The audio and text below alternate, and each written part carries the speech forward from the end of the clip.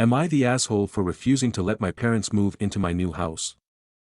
I 34M recently bought my first home after years of hard work and saving. It's a modest but beautiful house in a quiet neighborhood, and I'm incredibly proud of achieving this milestone. My parents, both in their late 60s, currently live in a rented apartment, and while they're not struggling financially, they've expressed concerns about retirement and wanting a more stable living arrangement.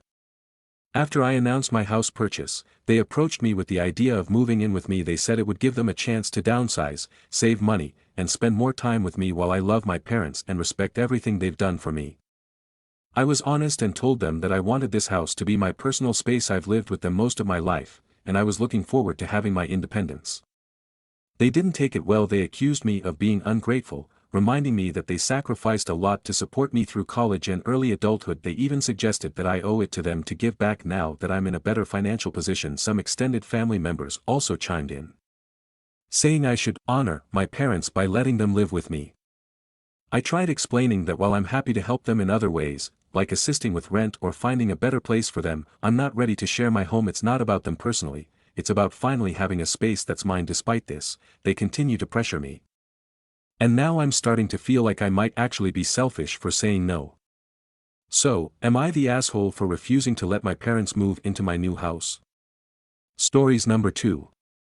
I found my BL's Reddit account and I'm genuinely terrified for my family. First and foremost, I will not be sharing BIL's username. I know this will cause most people to call this post fake, but his account has a lot of private information about many members of my family, including what are essentially docs, bins, and other private info. He does not know I know about this account, and I don't want anyone to go to his account to leave comments or message him. I'm 21F. My sister Jane, 28F, has been with John, 27M, for 2 years. I found his account totally randomly. I googled his name as he's a journalist and found a Reddit account with the same name. Think John Doe is dead 1997. I clicked on it and found tons of Reddit posts ranting about his girlfriend's family, mainly her little sister. At first, I thought I just came across a random, disturbed individual, but clicking on the posts revealed more.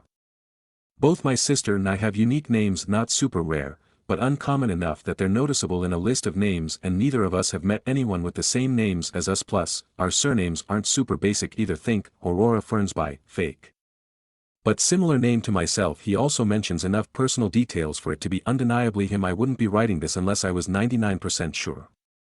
The posts are all either posted to Vent Rant subs or straight to his Reddit page. They all have 0 to 3 upvotes and a few comments spread across. From what I can tell to be 100 posts, they're all mostly complaining about Jane, me, or our mother. The most concerning post is about me, though I have a varied past with men, mainly influenced by SA. I'm in therapy, but it has made me more weary around men. I don't know this, apparently, enrages John. In this post, he details out how he plans to offer to drive me home next I visit them, but instead of taking me home, he'll detour and take the scenic route through the country lanes in our town. He says he wants to make me afraid enough that I'll do something to her, but after 15 or so minutes, he'll turn around and drive me home, therefore showing me that not all men are creeps and want to hurt her. His logic seems to be that since he acted weird but didn't hurt me, it should click in her brain that not all men are bad. The post is very long, like scrolling down for 15 seconds long, but he rants about how it's unfair that I flinch around him when he makes big gestures or yells at the TV. Because he'd never do anything, he says he can fix me more than my therapist. A lot of the post is weird incel Y talking points. I was bawling reading the whole thing. There is one comment telling him to get help, but John just responds, I don't need help, she does. His comment history is also concerning. A lot of weird incel talking points which doesn't make sense as he has a girlfriend. I'm not super versed in incel ideology. A lot of stuff about SA, women's roles in relationships, society, other races, ethnicities, religions, etc. I'm terrified of John. We weren't close before, but we didn't hate each other. To me, he was just a grown man with vastly different interests and we would never mesh cleanly. Now I don't know what to think. My mind is frazzled. I'm going to tell my sister, but I don't know how. I have screenshots of everything, links, etc.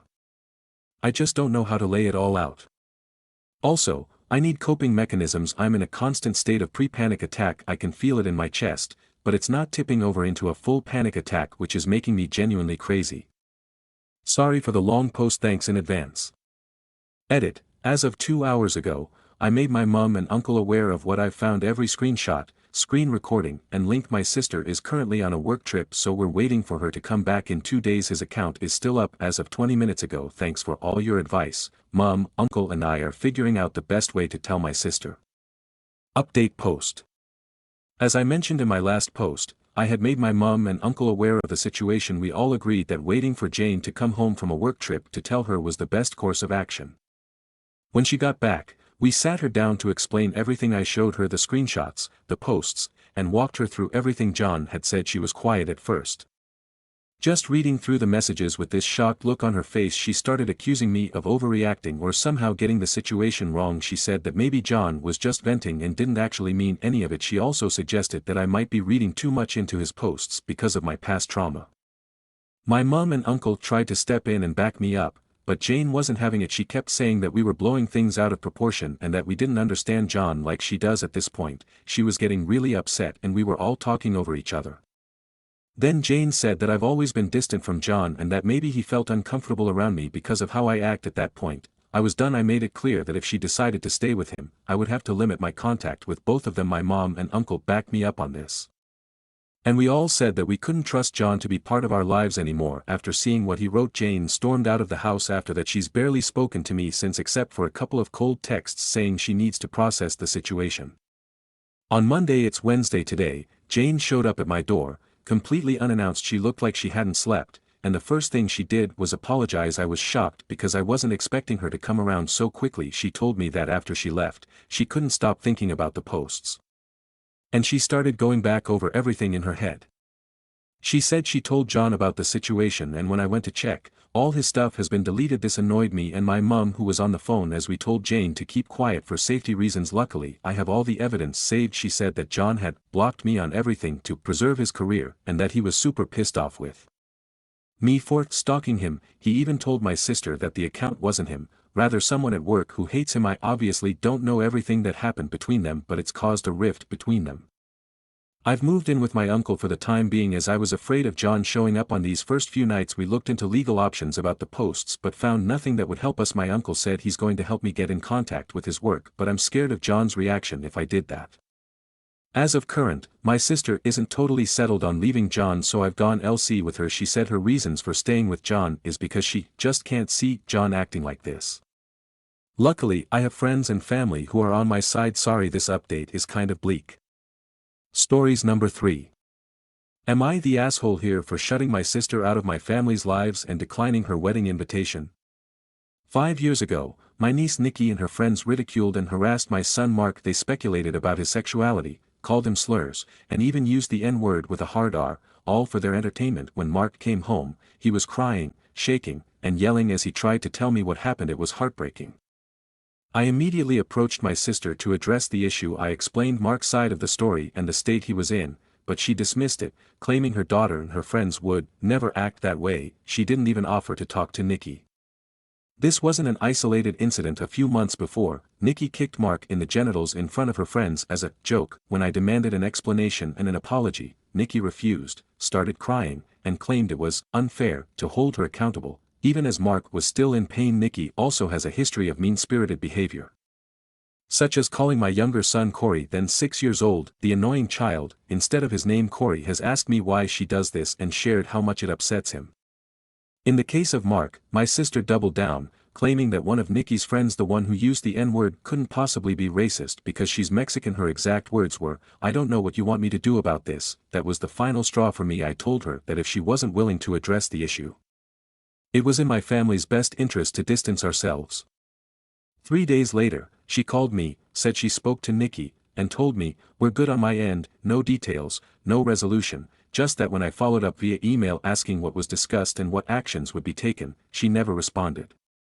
To this day, no apology has been offered, not from my sister, Nikki, or the other kids involved. I informed my extended family about the situation and my decision to keep my kids away from my sister's family. While some were supportive, others, including my mother, have tried to undermine this boundary. One time, my mom secretly took my kids to spend time with my sister's family without my permission. I only found out because my younger son mentioned it. I was furious and drove an hour to pick them up immediately. Fast forward to today, I've received criticism for maintaining this boundary. My sister is now getting married and invited us to the wedding, but I declined. My mother even asked if she could take my kids to the wedding, and I flatly said no. There has been no effort from my sister to apologize or reconcile. The only time she reached out after the incident was to add me to a group chat asking if we could take her to a birthday party in Chicago, no mention of the harm she caused. I'm standing firm in my decision to protect my kids, but I've been labeled as overly harsh and unforgiving. Am I the asshole here? Stories number 4. Am I the asshole for refusing to babysit after my sister demanded I stop bringing my boyfriend to family events? I 20M have been dating my BF, Ryan 22M, for about a year. My sister, Amanda 28F has a 4-year-old Jack. After a family barbecue last month, Amanda pulled me aside and said, "Hey, just so you know, it might be better if you don't bring Ryan to the next few family gatherings." I asked her why, and she got all awkward, saying, "Jack's been asking questions about you and Ryan, and I don't think he's old enough to understand all that yet." I told her we weren't exactly putting on a pride parade in her yard, we were literally just eating hot dogs and chatting with family. She replied, "It's just confusing for him, you know how kids are." I was mad but kept it together and said, "If Ryan isn't welcome, maybe I just won't come either." She sighed and said I was being dramatic.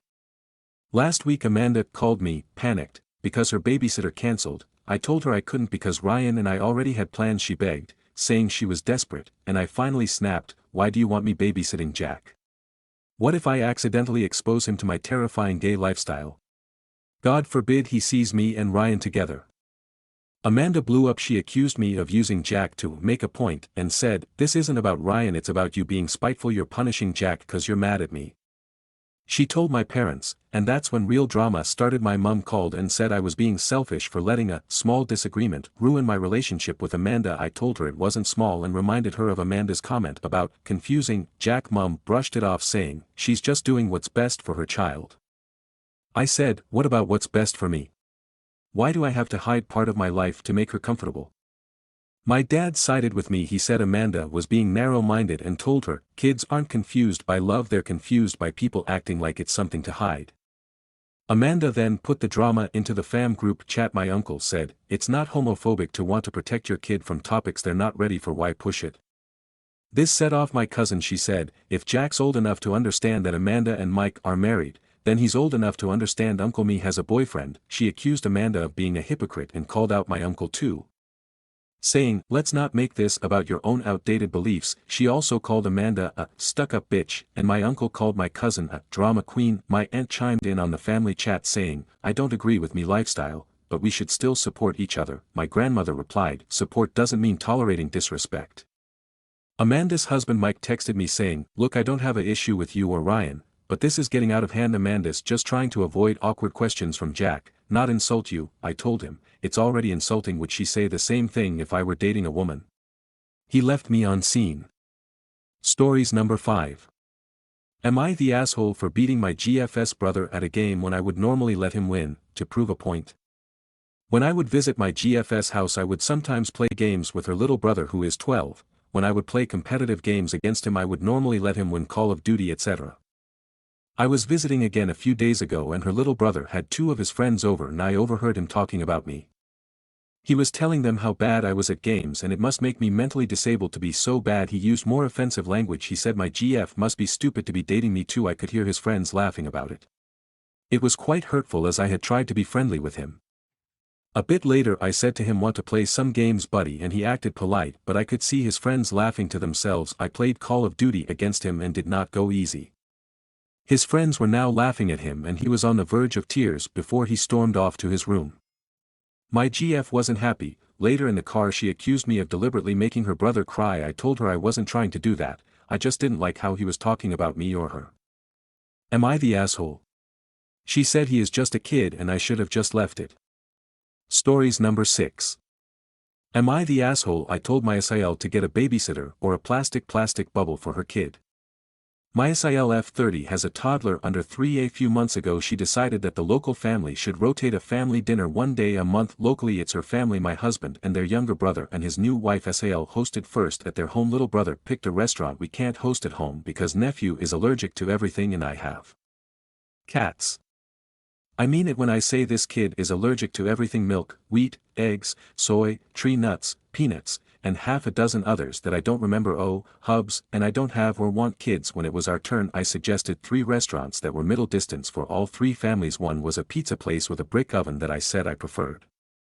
SIL goes one by one of why she can't bring her fragile child to any of those places. The pizza place was a no-go because of wheat dust in the air giving the kid a rash. I pointed out in the group chat that she always brings baby toddler food for the kid and they never eat off the menu anyway. I also suggested that she could get a babysitter since she's been trading off babysitting with a mom from her church.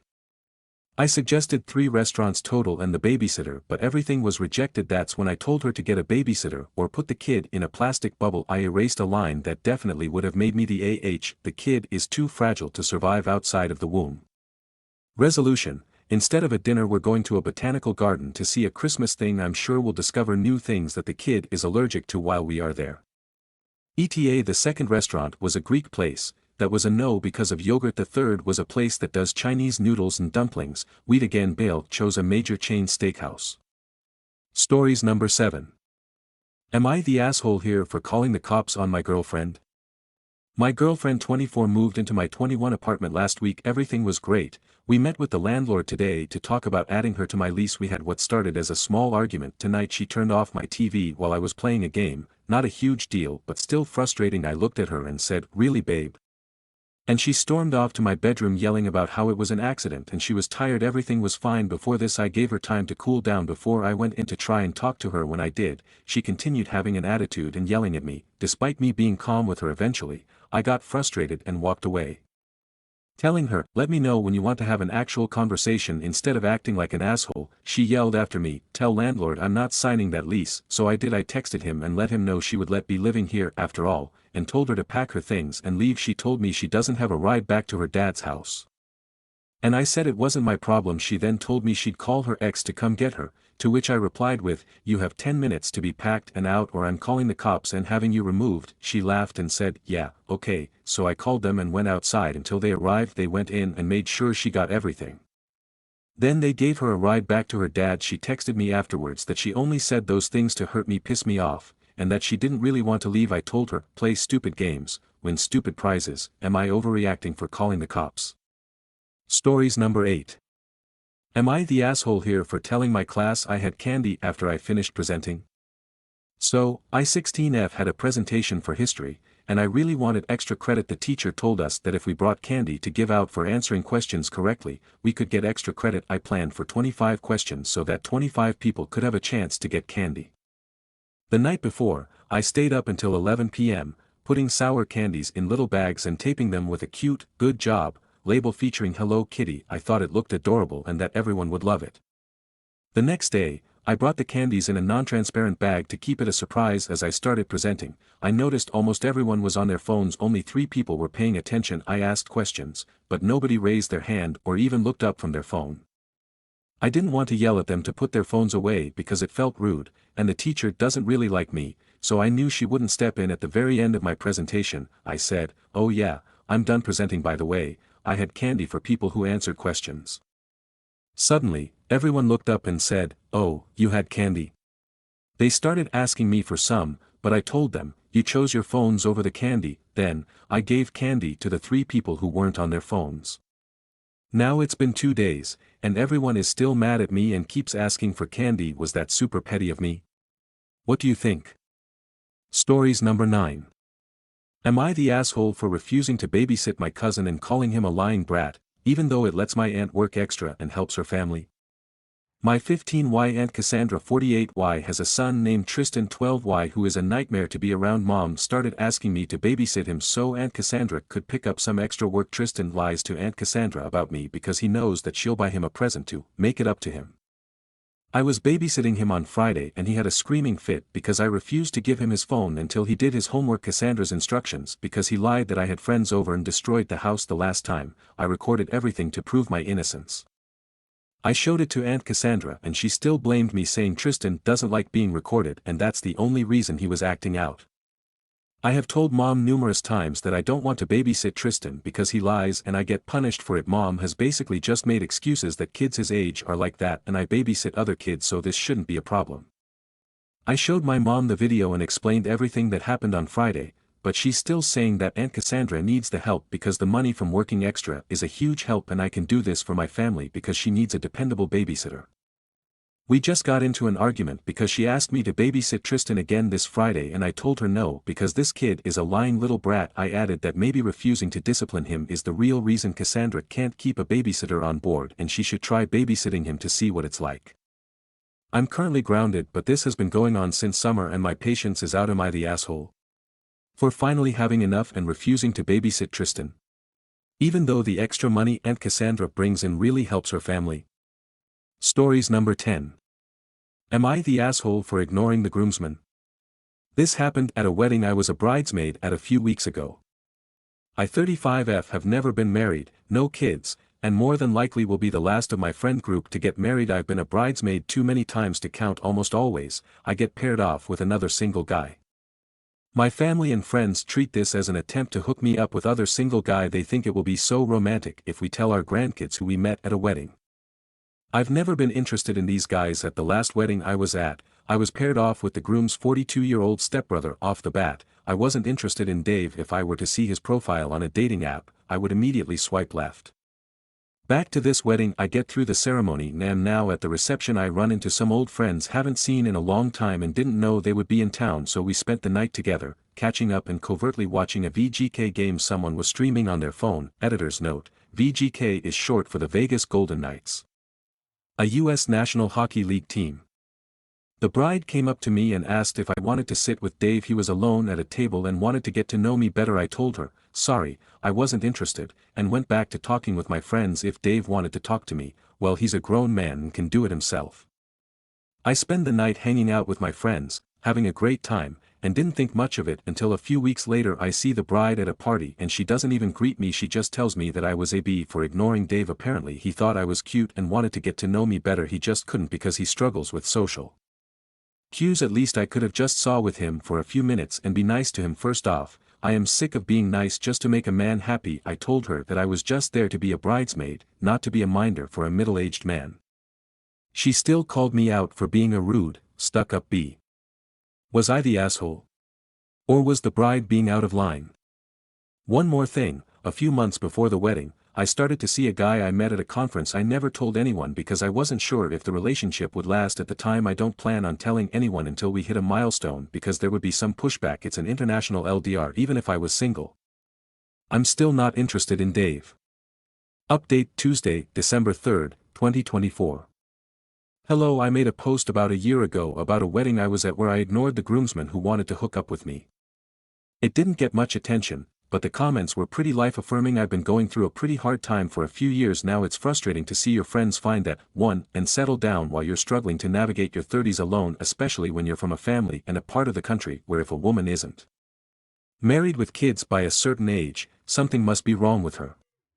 My family and friends mean well, but they don't always see how their actions hurt me. Dave did try to reach out to me after the wedding, but I just blocked him. I haven't seen him since, nor do I care to know what he's up to. I stopped talking to the bride. I really didn't appreciate the name calling or being expected to babysit a middle-aged man. Anyway, I wanted to update on this story so I can close out that part of my life. After the wedding, I just made it clear to everyone I'm done being a bridesmaid. I am officially retired. If you're getting married, good for you. I'm not going to be a bridesmaid, not even for an all-expenses-paid bachelorette trip to Cancun. I think the fact that I was getting drunk and watching a hockey game with friends at the reception said it all. I'm just burned out from going to too many weddings. That retirement because official. Over the summer I had mentioned that I was in a LDR. It didn't work out, but it did introduce me to a pretty big career opportunity. One spent a pretty big chunk of 2024 applying for this gig, waiting to see if I got hired, and when I did, close out my life in America. I'm now living in Australia, at a job I love and being able to be my own person. I cut my hair, I got some tattoos, I found a hobby I love, I have new friends who run on the same vibe. I don't think I'm going to get married. If I do, that's great, but at my age, I don't think kids are in my future anymore. And you know what, I'm starting to accept it. My family doesn't, but I have siblings with kids so my parents can spoil them. I think I just needed to get away from a really restrictive place in order to find my own happiness. Thanks guys, I really needed this advice in my life. Still love the VGK and now I can rep for them from down under. Stories number 11. Am I the asshole here for yelling at a person with special needs at the gym? I 29M have been going to the same gym for the past 10 years. There are a number of trainers that appear to work exclusively with people that have special needs, both physically and mentally. They work in one-to-one sessions, trainers showing them how to use each machine safely and putting together an exercise program for them, and they're also often accompanied by a guardian. I want to say straight away, that I have zero issues with this at all. I love going to the gym, and it's great to see others enjoying it too. As long as everyone is working out in a safe way, everything is fine. I've seen what I would call a few near misses, with weights being dropped close to others, or machines being used improperly. But I've never seen anyone be seriously hurt. So today I entered the gym and walked past a trainer I hadn't seen before. She was with a guy that I had seen a few times before. I'm not sure what his condition is, so I apologize if any of the following sounds offensive. I don't intend for it to, I'm just explaining what happened as I walked past. He was loudly counting the number of reps he was doing on the leg press. I continued over to the dumbbells, got set up at a bench, and started my workout. After a couple of sets, the guy came over, and stood just next to my bench, about a meter away from me, just staring at me. His trainer was still over at the leg press on her phone. It was a little awkward with him standing there, but he wasn't in my way, so I don't say anything. As soon as I pick up the weight from the bench, he sits down on the bench. As I noticed what he was doing, I just said, "I'm using that bench, mate," but he proceeds to start doing sit-ups and again loudly counts them out. So this guy is lying back on my towel, wallet, and phone. I repeat again, "Mate, I'm using this one." As I put down the weights and try to pull my belongings out from under his sweaty back. I guess hearing the counting, the trainer notices what happened and came over and apologizes. I just give a nod but don't say anything. I wasn't exactly impressed that she wasn't keeping a better eye on him. I moved a few benches over, and thought that was the end of it. Next I was on the bench press, so holding a large amount of weight over my chest. The guy comes over again and stands right next to bench in line to my face, right where I need to put the weights back on the rack, just staring down at me again. I said calmly, "You need to move, mate. I need to put the weight down." He just stared at me half smiling. I asked him twice more, and he just continued staring, not a single sign that he had understood or even heard me. So I called out loudly for help. Luckily the trainer heard, again coming over to apologize and pull him out of the way. I put the weight back. And then said to her that she needs to keep an eye on him, because he's going to end up getting himself seriously hurt. Some time passes without incident. They're on the other side of the gym, and I'm on one of the cable machines doing tricep pushdowns. I get to my last rep of my last set, and just as I push down 50 kilograms 110 pounds of metal raised in the air from out of nowhere, this guy lets out a huge scream, and lunges at the raised weight stack in front of me. Now this is what went through my head in the moment. I'm on my last rep, so I probably had about 2 seconds that I could hold the weight before my muscles failed and the weight came crashing down. With that weight, there was a good chance that he would be seriously injured. Lost crushed finger, broken hand, arm, etc. I knew that my last attempts of speaking calmly had yielded zero response from him, and I didn't have time to call for his negligent trainer to come and help. I screamed at the top of my lungs, "Get away from it!" The guy jumped back like he'd had the fright of his life. I lowered the weights, and immediately turned around, enraged and looking for the trainer. Well, she was already on the way over, no doubt because she'd heard me yell. "What the hell are you doing? Did you see what he just did?" I ask, as the guy starts loudly crying. She comes over and asks why I would yell at him, since he doesn't know any better. I again asked if she'd seen what happened, and that he was almost seriously hurt, and yeah, he didn't know better. Which is exactly why she should have been there to watch him. I guess the guy's guardian, maybe his mother, unsure, had heard everything as well. She came in, and the trainer immediately tells her that I yelled at him for standing too close. I tried explaining that he was almost seriously hurt, and that he wasn't being supervised properly. We went back and forth. But both the trainer and guardian were not satisfied with my explanation, calling me an asshole for raising my voice to him like that. Next thing I know, they've called one of the other trainers from the gym, who told me to leave, and that they'd be suspending my membership. Before I was able to explain to him my side of the story, I plan to speak to the manager or another trainer tomorrow, and I'm hoping that it was captured clearly enough on CCTV that I can get my membership back. I know from the title of this post it sounds bad, but with everything else I don't really think I had any other option. Am I the asshole? Update. Thank you everyone for the advice. I'm a stress head, so I was playing the events over and over in my head all last night. Your comments helped keep me calm and feel more positive about the whole thing. So for the update, I went by the gym this morning and asked to speak to a manager about what happened yesterday. They agreed to see me.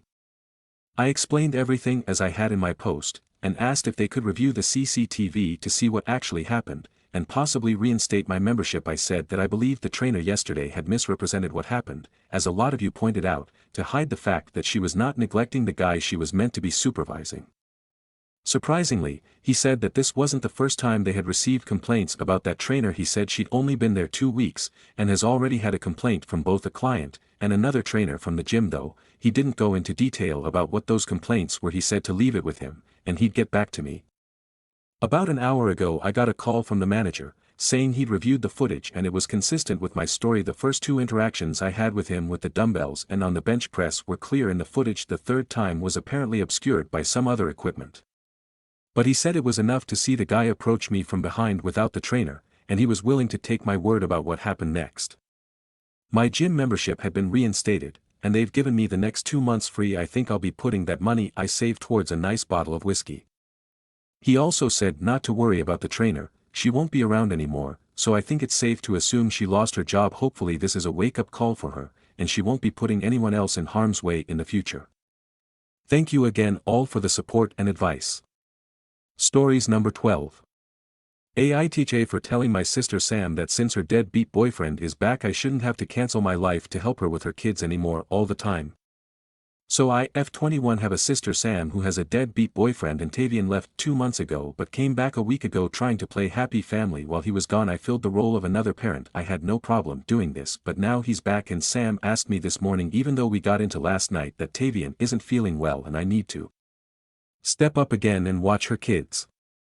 Now I have appointments almost all day that I can't cancel, plus I had to go to the post office before they close and also have a job interview today at 4. She didn't like this and told me it's my job as an aunt to step up when the parent can't. I told her she's ridiculous. Since I'm choosing not to have kids right now I shouldn't have to be another parent to someone else's kids.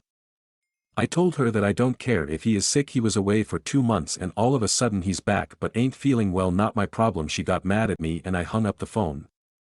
Tavian found me at the post office and started yelling at me outside and saying I am a terrible aunt and how the kids look up to me, and I told him at least I didn't leave for 2 months with literally no goodbye to anyone and all of a sudden has a heart and comes back. Tavian told Sam what happened and she tried to get Kay and Nat involved, and they both told her that I was clearly stating boundaries, and since Sam likes her boundaries to be respected she needs to respect mine.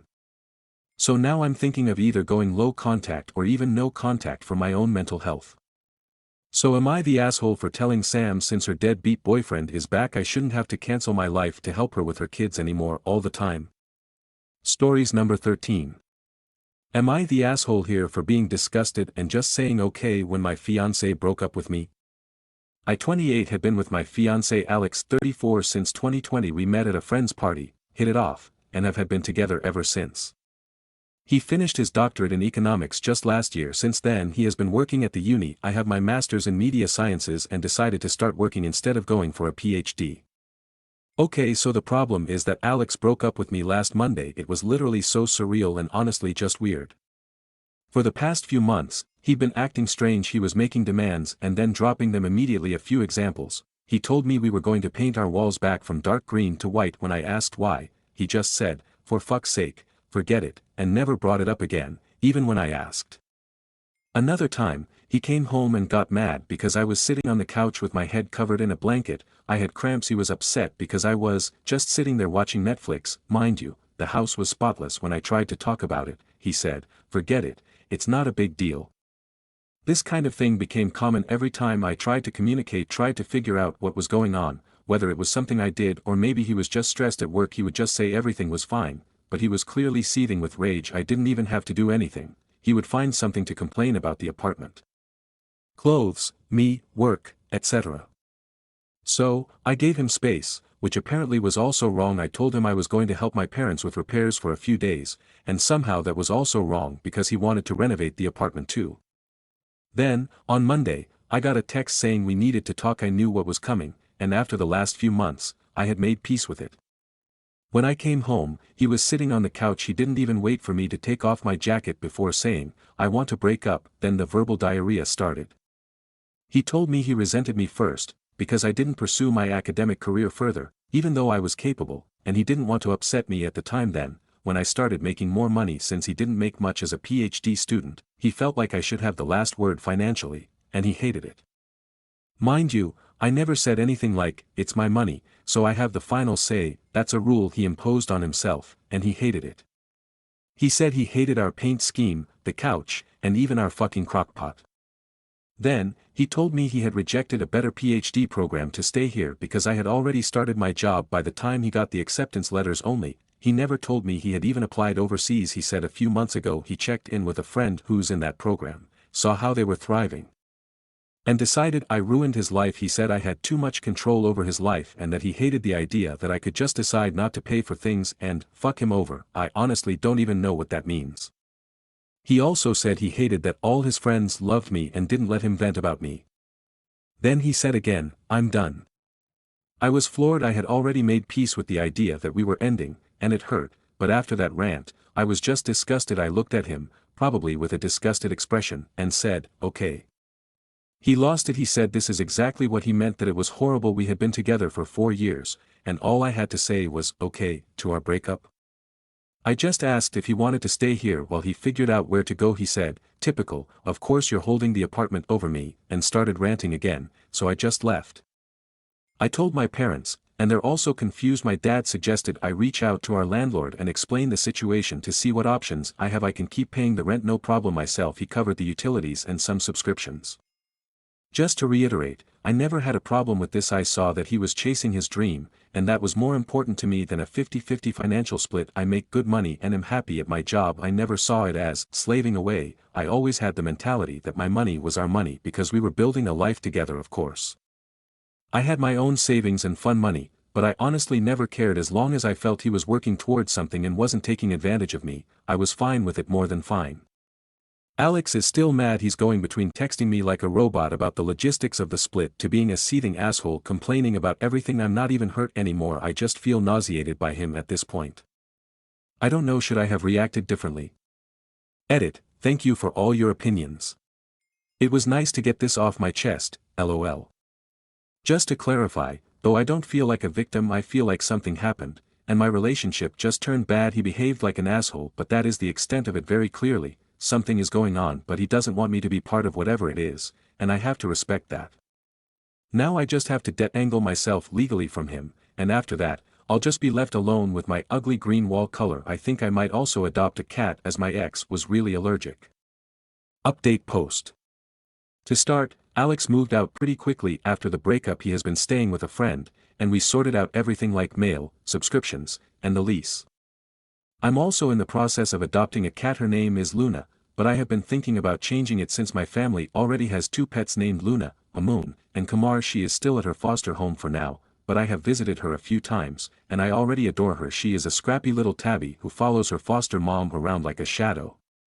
And I can't wait for her to move in during the first week of December. I've already gotten her bowls, toys, and a bed by the window ready. Now on to what happened last week. I was out showing someone around the city. He is the son of my parents' friends who recently moved here for work. My parents asked me to help him get familiar with the area, so I agreed. It was nothing special, just walking around, grabbing coffee, and pointing out useful spots in the city. Apparently, Alex saw us.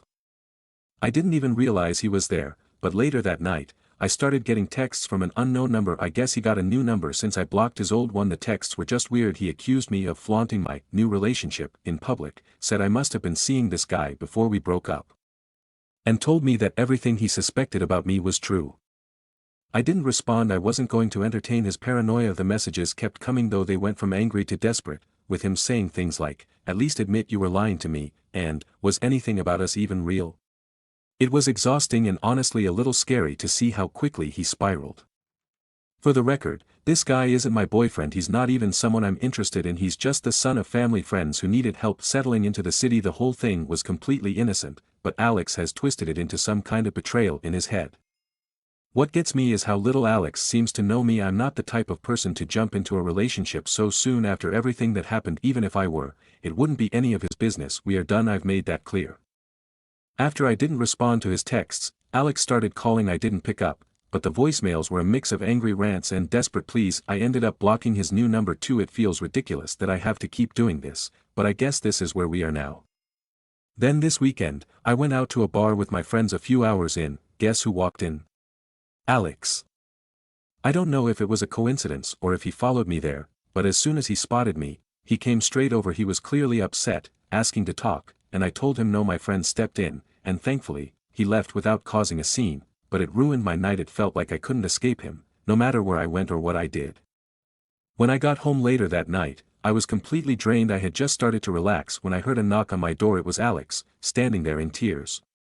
He started crying, saying he missed me, that he didn't understand why I was doing this to him, and that he didn't know how to move on. It was like all the anger from earlier had been replaced with this desperate sadness. I didn't let him in. I told him he needed to leave, and if he didn't, I would call someone to make him leave. He begged me to listen, but I just closed the door.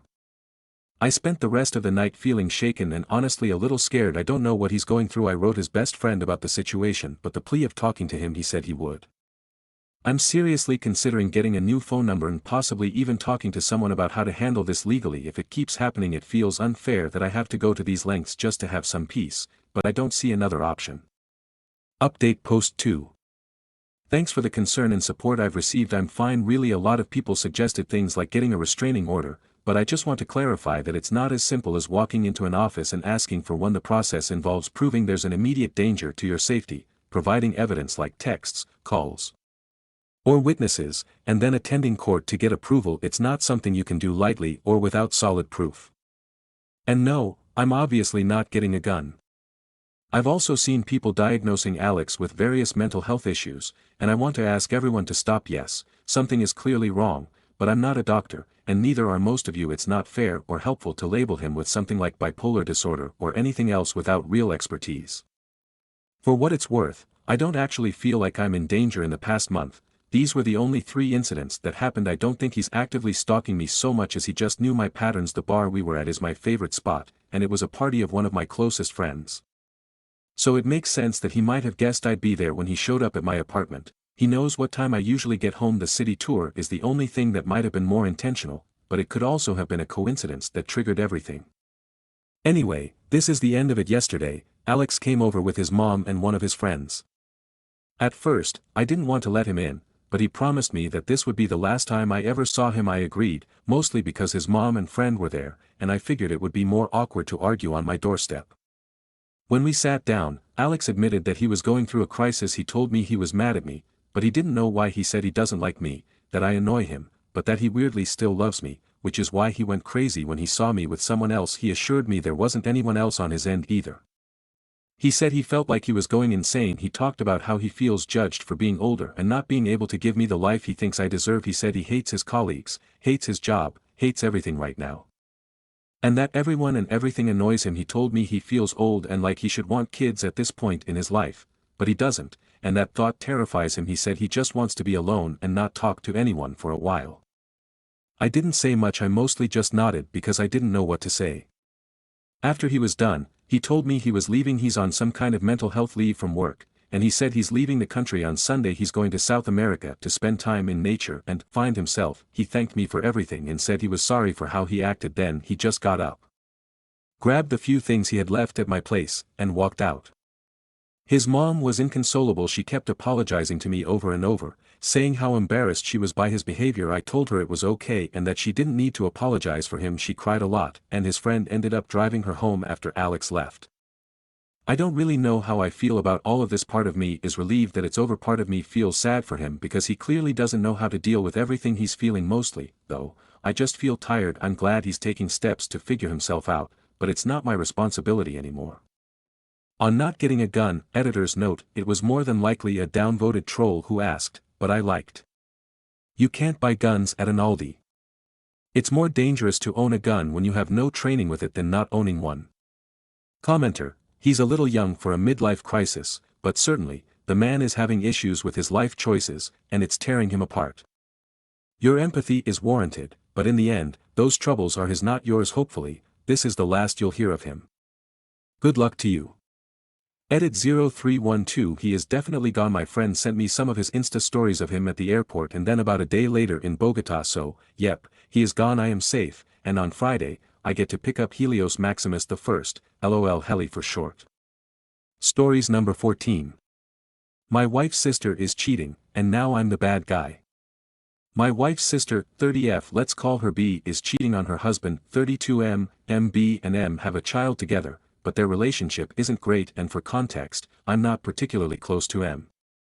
This all started when B began FaceTiming my wife. They live in different countries, telling her about this guy she's been dating. When I first overheard this, it made me sick. From September until last month, B would call every other day to share the tea with my wife, what they did, their secret rendezvous, and even intimate details about their relationship. To make matters worse, this guy is married with 3 kids. When my wife visited B, she told her to stop doing what she's doing. After that, B stopped confiding in her. Fast forward a few weeks ago, M called my wife, asking if she had heard from B because she had gone away for a weekend, girls-only, engagement party. She hadn't picked up her phone for a day, and B had told M that the bride was one of my wife's friends. My wife covered for B while on the phone. But I knew the truth, that B was in a hotel room with her affair partner while M was at home taking care of their kid. At that point, I couldn't take it anymore. I created an anonymous WhatsApp account and messaged M, giving him the basic details of what was going on. Long story short, M found out everything. However, after being enraged for a day, instead of addressing B's behavior, she somehow manipulated M. And now they're both coming after me. They've accused me of being mentally unstable, a drama causer, and a horrible person. They've even told my wife to watch out for me, and that she can never see B's child whom she adores. To make matters worse, even their mother has sided with B, saying she's disgusted with me and that my wife should leave me. My wife hasn't been the same with me since she found out I was the one who told them her sister is polluting her head. I can't be trusted. Apparently was I in the wrong? Should I have swallowed the guilt of knowing and moved on? If I was in M's place, I would hate if someone knew and didn't tell me. FYI, I kept telling my wife and her father to speak to. They did nothing, and B kept cheating. Edit. They found out it was me because of the level of detail that I provided. B plus M quickly realized it was me because apparently only my wife would know such details, and also the fact that I use British English and they are American. Mistakes were made. Stories number 15. I 32F just found out my boyfriend 36M has been gambling behind my back and lost over $21,000. I don't really know where to go from here and could use some advice. We've been together over 3 years, and we've lived together for 2. It wasn't my money, thank God, and we don't share any bank accounts, but over 18 months that's what he's blown in crypto casinos. I only found out because I wanted to make a budget for us and asked if I could get his bank login to see his monthly statement, and after some hesitation he said, "If I give you that you're just going to leave me," and came clean. He said he has been gambling for months and spent thousands. I don't think he even knew the extent of what he spent. But he gave me his login and I did all the math. Over 21K over 18 months, and that's only as far back as the bank would let me see. It could be even more than that. Some days he spent hundreds. One day he spent almost 3 grand. I am stunned. I caught him once before in February and he had spent $700. I told him if I found out he gambled again it would be a deal breaker, and he swore he wouldn't do it again. Well, not only had he already been doing it for months, he continued to gamble the very next day. That could have also been his chance to come clean and tell me about his problem, but he was too afraid of the consequences. In the meantime, he always complains about being broke and we never do anything. No dates, no trips, and I don't need lavish gifts, but surprises now and again would be nice, and he would always say that he would spoil me if he could, but he just doesn't have the money. We also adopted a puppy in July, and although he paid for half of her cost, I've paid for everything ever since: all her vet bills, food treats, training classes, crate, etc. He owes me about $600 and he could have paid me back or pitched in this whole time, but sat back and said nothing as I paid. The same goes for our apartment. Nearly everything in it I have paid for, and the excuse was always, I don't have the money for it. I just always took him at his word. Even though he makes twice as much as me, he always paid bills on time and his share of the rent, but still had no problem with the above. He says he is going to go to counseling, has an appointment booked, and is going to a GA meeting on Monday. I told him I was going to my parents for a few days to get some space and he begged me to stay, promising that things will be different and that he will change. I feel I do love him, but I feel so betrayed and I don't know how I can ever trust him again. We could have done so much with that money. He could have done so much with that money just for itself. It's so disappointing. If I move out, I can't afford to live on my own and will have to move back in with my parents. If I stay, I'm scared what the future will look like. Any advice would be greatly appreciated, especially from anyone who has experiences this or something similar. TLDR: boyfriend gambled away $21,000 of his money behind my back and lied about it. I just wanted to post an update on my situation. I gave it a lot of thought, and I decided to end things with him. We'll be giving our landlord 60 days notice, and for now I've moved back in with my parents. It was a really hard decision and I feel horrible. I love him and miss him, but I couldn't trust him anymore and ironically couldn't take a gamble on my future. I hope I made the best decision for him and for me. I want to thank everyone that reached out and gave me advice. It really helped and made me feel less alone in this. That's all for now. It's time to focus on myself for a little while. Stories number 16. Aita for ruining an engagement by revealing that I was raped by him 10 years ago. A little backstory is needed, so please stick with me. Growing up, IF27 had a childhood friend, Angie F27, who was as close as a real sister. We spent entire weekends at each other's place, celebrated family events etc. from 6YO till 18YOL. Even lived at her place in 2nd grade. While my parents went to a nasty divorce, I learned to speak some Russian. As she is Russian and she learned to speak some Spanish. Needless to say, her older brother and little sister were like a family to me. During our teenage years she had her 2 male best friends, one whom she started dating, and another one, Nico now 29, who was Russian as well, whom I started dating at 17.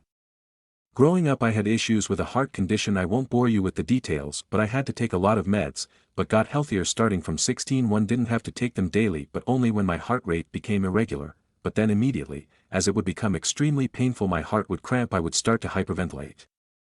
All my friends knew this, Nico included, and that I would black out if my meds got taken with alcohol. I didn't smoke much or drink much growing up as a result. Since I was worried about my health and only did drink at home or in a safe setting. Legal drinking age is 16 here, and I only drank wine or beer if at all. I had my first time with Nico at 17, and when my parents stayed at a retreat 2 weeks later he come over to have a date night. I did drink 1 glass of wine. But starting having health issues later, resulting in me taking my meds and being unconscious. I was a bit sore the next morning but didn't think much about it. 2 weeks later I'm informing Nico that I'm late on my period and he starts to panic, confessing he had sex with me while I was unconscious. We had it before, so he didn't think much about it. Apparently he didn't have a condom, but since I was on the pill he figured it was alright. And he also didn't come in me, but in a tissue. I felt violated and disgusted by myself. I didn't know how to describe this and only told Angie about it. I was an utter mess for a few years, and wasn't able to have sex again until 2 years later. I didn't remember any of it, but was too ashamed to go to my mom or anybody else. I didn't think of it as rape back then. I was too young to really understand what and how I was violated, and Angie told me it's alright, I should break up if I feel bad about it, but we were in a relationship and did have sex before I broke up with him the following day, and apparently he cried about his broken heart to her. As Nico and Angie were close and hanging out together a lot, they started dating a few months afterwards, and I had to see him every time when visiting her. I told her I'm not able to see him, but she didn't understand where I'm coming from. The contact stopped and we haven't texted or seen each other in years. I still followed her, and her family, and saw that her brother is expecting his first child. As I was extremely close with her family, I just commented on the Insta post expressing my gratitude when he reached out to me.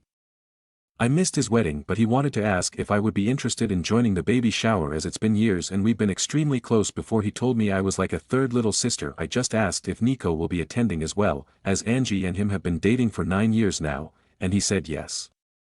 I didn't elaborate much but just expressed that I'll send a small present if he can give me his current address, but won't be attending. He kept on pestering me what exactly happened all those years ago and why I'm not in their lives anymore. Angie told her family I'm not able to see her with an ex of mine, but her brother thought there's more behind it. This is when I think I could be the asshole. I told him the truth about what happened back then, and while I didn't know it at 17, I know now that this was rape, and I named it as such. I didn't receive any message back from him, but a few days later Angie reached out to me, furious. Nico had planned to propose during the baby shower, but Angie's brother is against it now.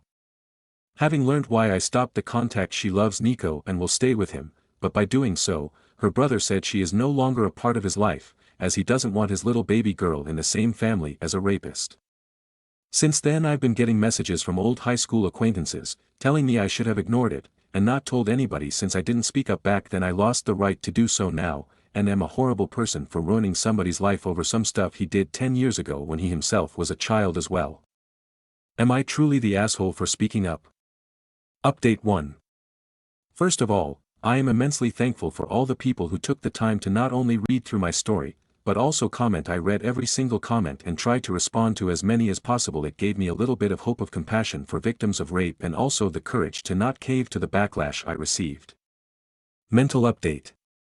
Reading all the messages defending my choices on speaking up made me realize how insecure I was on what I am allowed to do and how much I was trying to make it right to other people besides myself. This especially included Nico and Angie. All of you are right. If Nico had changed, he would have apologized, reached out or tried to make amends in some way, either when word got to him from his brother-in-law or at some earlier point in his life. My former best friend Angie should have been able to feel some sort of compassion if she had any respect for me as a human being or the time we spend together. Her reactions showed that I shouldn't hesitate on my actions.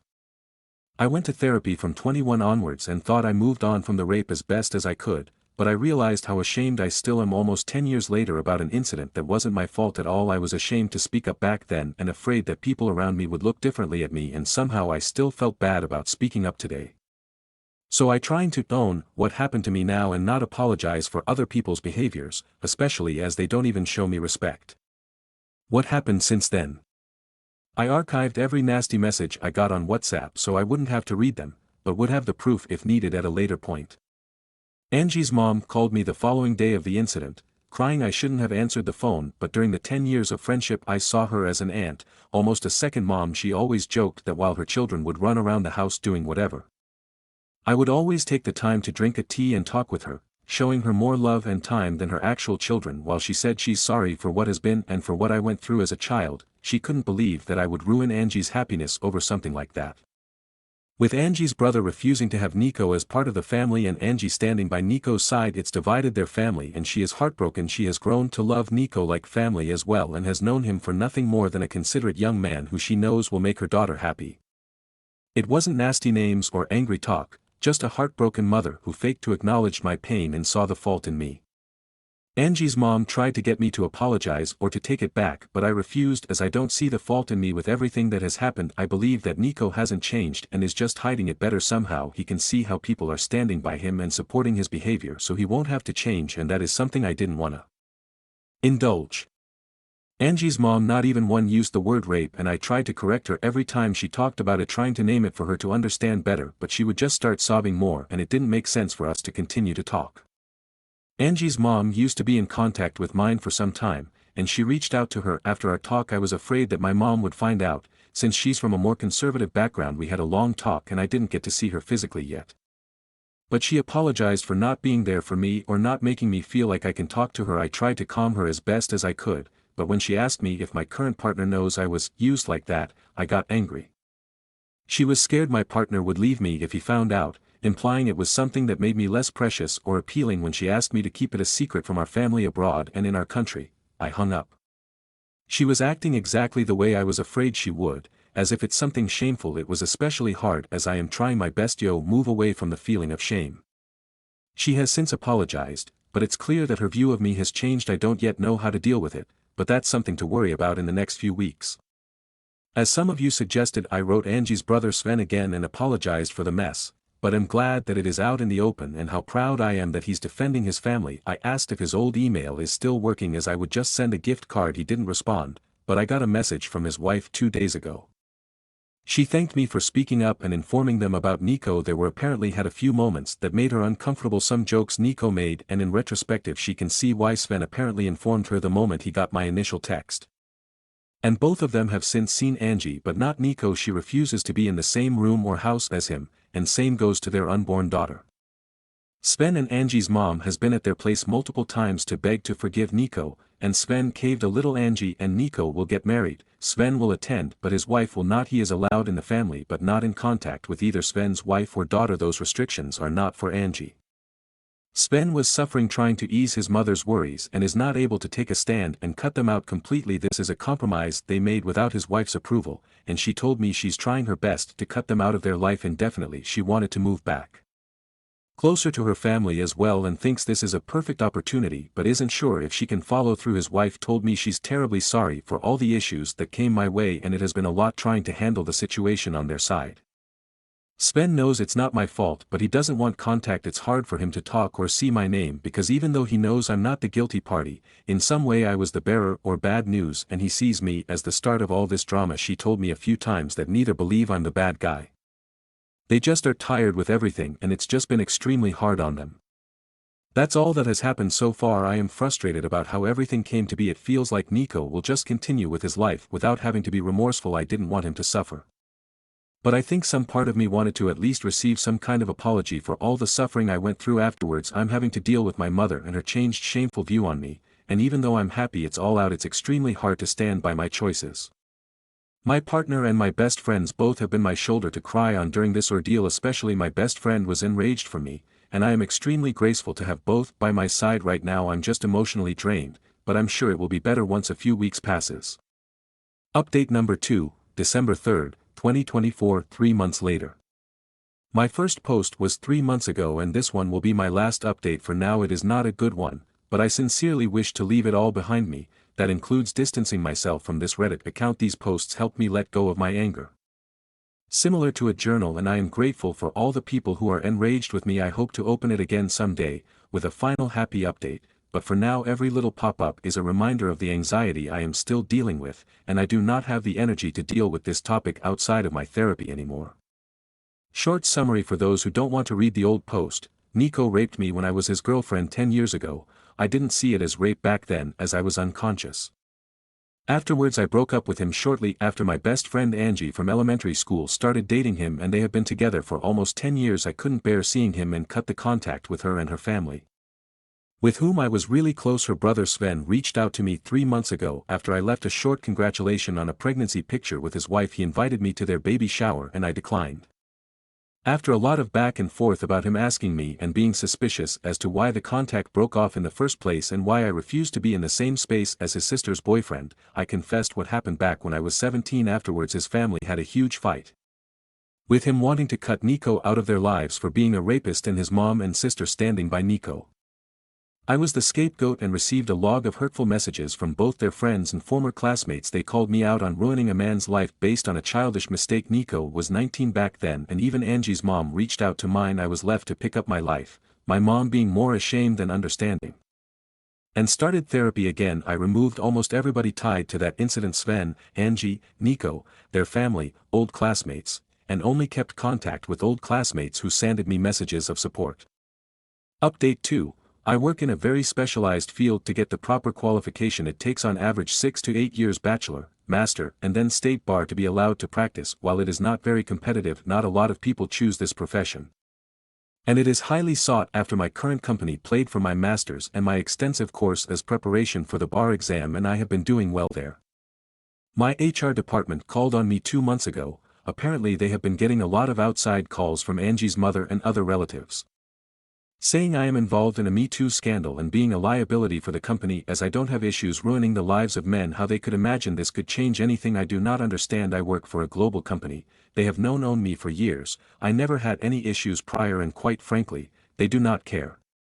However, they have been getting frustrated with the amount of calls and apparently even reached out to the police, and the calls have stopped since. Nonetheless, they reached out to me to check on my mental well-being, offering to give me paid leave till it settles a little bit, and offering company paid therapy. Therapy is covered by my country's health insurance, but it is tricky to get one without waiting time. But I already had my old one on retainer and started going right after the incident. They made it clear that they invested a good amount of money in me and do not wish to lose me. I was ashamed that this part of my private life slipped into my professional one. It started to influence the career I worked hard for years to build, and while my company ensured me that it would not affect the workload and clients I'm getting, word got around, and it was clear for my colleagues that I am going through something nasty, and the company does not want to deal with it. All this stress and anxiety led me to hyper-focus on my work. I took on whatever I could, paranoid that another call would come and for whatever reason, the company would move me to dead-end department where my career would basically be over. At the same time, I started looking into different companies who would be able to buy me out, as I am tied to my current company for 5 years after graduation. 3 more are left and I got a management position in a rival company with a huge salary jump. I couldn't be happy about it. I was just relieved I wouldn't get the pity looks from my colleagues anymore. I went to the police with all the hateful messages and the HR protocol with the call history and got a restraining order for Angie's mom should she contact my new company again. I have a public LinkedIn. It is needed for my job. At least I have some sort of proof that her words hold no meaning. I got asked if I want to peruse the rape but decided against it. It would open the whole ordeal again. I don't have proof besides Nico and Angie not denying it, and quite honestly was afraid of what it would do to my career. I did keep contact with a good friend of mine who grew up in the same small town but moved away 5 or so years ago, as we share a Nintendo Switch online family account, so we tend to be in contact at least once a year for a short phone call when she has to send me the money for the subscription, and we just tend to make a phone call with updates out of it. Yesterday was one of those days, and the whole Nico thing came up while she didn't hear it directly. Her mom is still living in the small town and reached out to her, asking if I'm alright. She expressed her disapproval about how everything came to be, as she was close with Angie back in the days as well, and remembered how close we were and how often we spend time together, like sisters. She updated me that 2 months again Seven's baby girl was born, and while neither Nico or Angie were seen in any of the pictures or stories with the baby, a month ago Angie and Nico had an engagement party. Both Sven, the baby, and his wife participated, and are in the family pictures. I remember how enraged Sven's wife was, and how she told me she herself felt uncomfortable with Sven. Now it is all forgotten and forgiven. Nico's parents own a few houses and gifted Angie and Nico a house close to their home, and Sven and his wife apparently bought a house in the same street. It is as if nothing happened at all. Listening to my friend telling me the updates, I'm honestly not sure if I should have asked her to not tell me anything. I just feel empty and betrayed, not by Angie. She made her choice, not by Sven. It is his sister, and at the end of the day, when he asked me what happened and then didn't have the decency to answer me because he saw me as the one who ruined his family, it was clear that the truth didn't matter. Not by Sven's wife, who has a baby girl, an innocent daughter who she should protect as a mother, even thought she told me she would do her best to keep her daughter away from Nico, but just by life. I fought to have it all behind me, just to have this old wound ripped open again. 3 months ago when Sven kept plastering me, I got hate messages, but knowing that maybe someone would be hesitant towards Nico when he showed strange behavior made me feel like maybe I did right. Maybe by speaking up I helped a girl out to not be raped. My own mother was ashamed of what happened to me, told me I was to keep it quiet so my family abroad wouldn't get to hear it, just for it all to be all good again for Nico. After everything that happened these last 3 months, I truly understand why victims of rape chose not to speak up. Stories number 17. Am I the asshole for refusing to house sit for my friend after I found out they got a cat? I 28M agreed to house sit for my friend Alex 30M while they went on a week-long vacation. Alex has a dog that I've always loved, and I thought it would be nice to help them out. I even took some time off work to make sure I could give the dog plenty of attention. A few days before Alex left, I went over to get the house keys and a rundown of what needed to be done. That's when Alex casually mentioned, "Oh, by the way, we got a cat."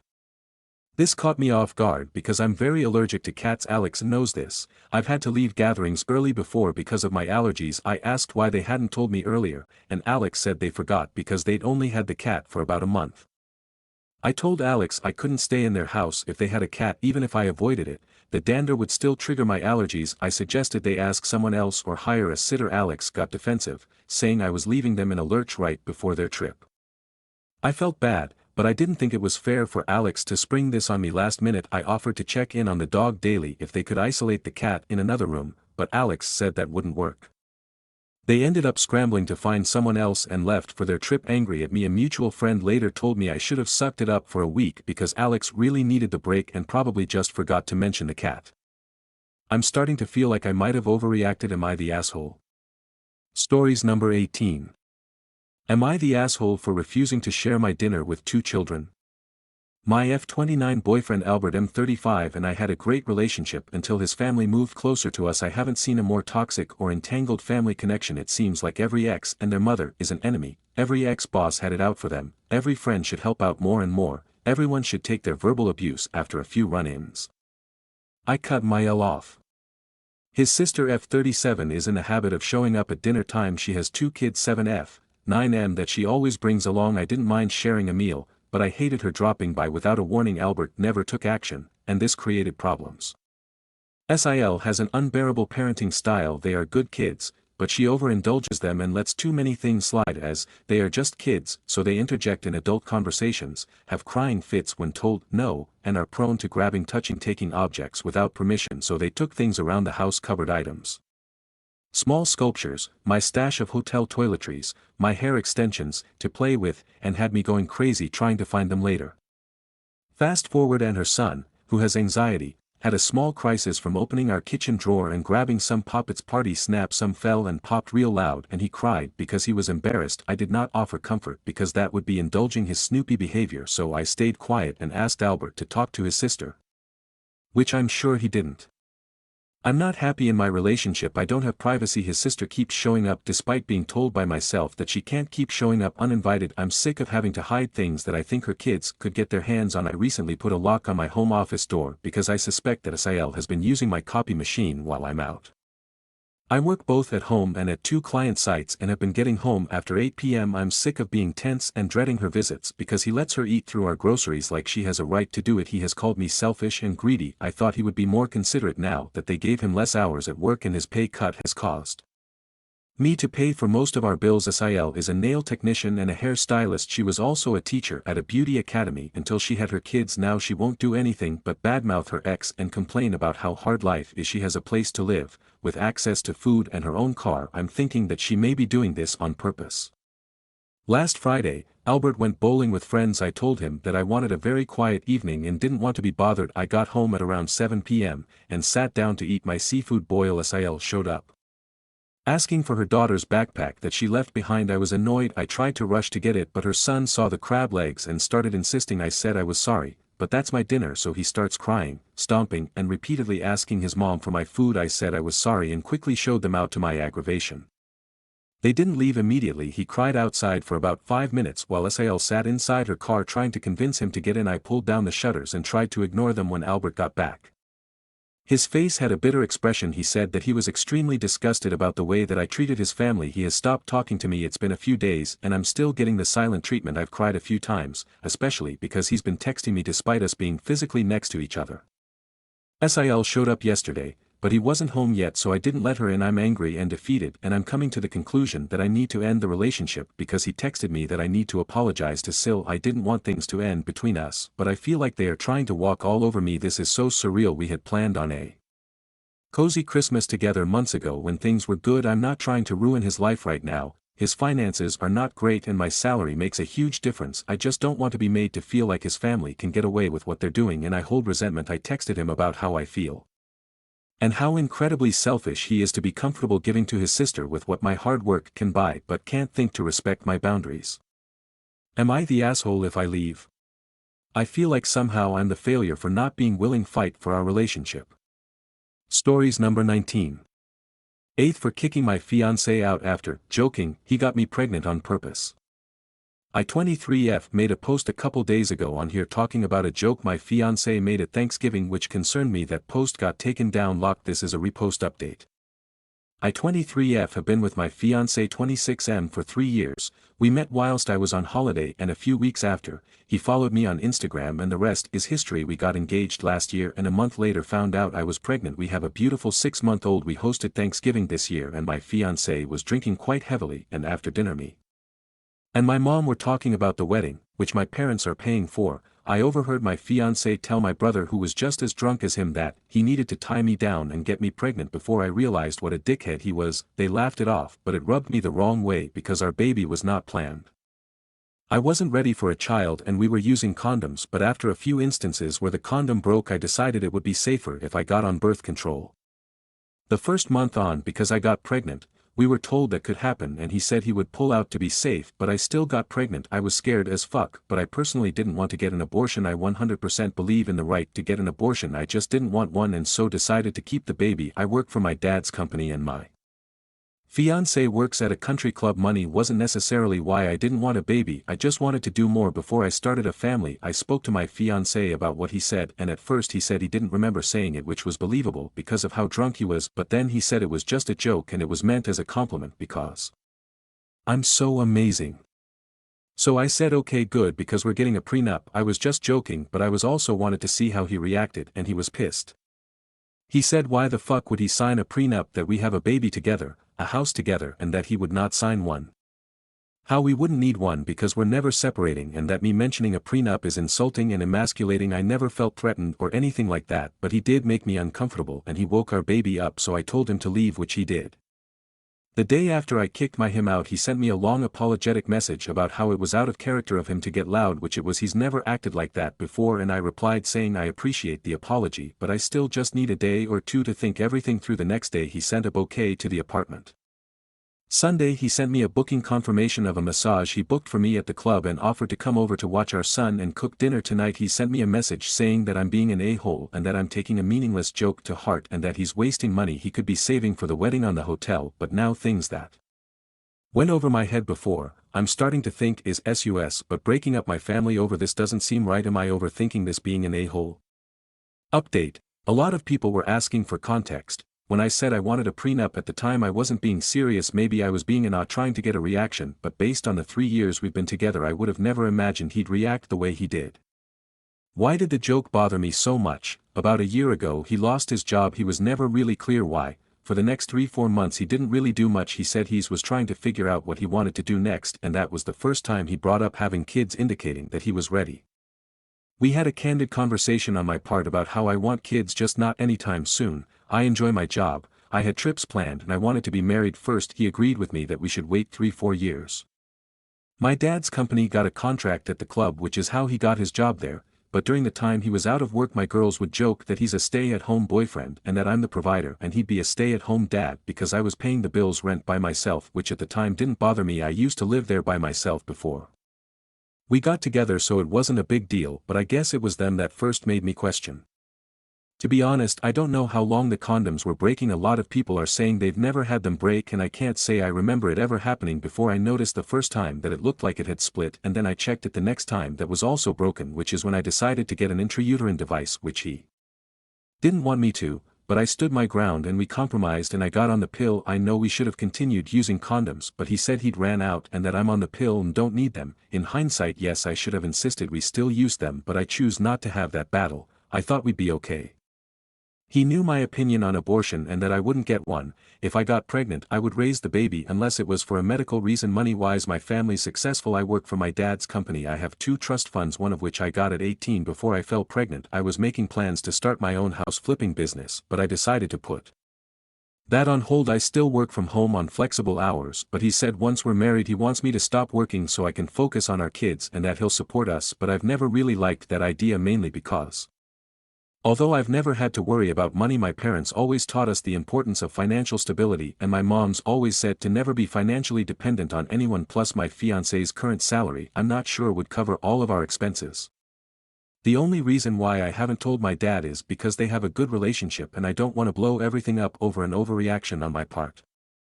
Stories number 20. My ectopic pregnancy horror story. I want to preface this all by saying I have always been pro-choice. This experience has cemented that belief and given me a new perspective. I've heard about ectopic pregnancies but wasn't prepared for what happened to me yesterday. This is a long story. December 7th at 9:30 p.m., I stood up after peeing and immediately felt a sensation run up my right abdomen and around my lower back. The pain was so severe I couldn't fully inhale without starting to cry. My first thought was that I somehow pulled my back. I duck walked to my bedroom and screamed for my husband. He helped me into bed and set up a heating pad across my abdomen.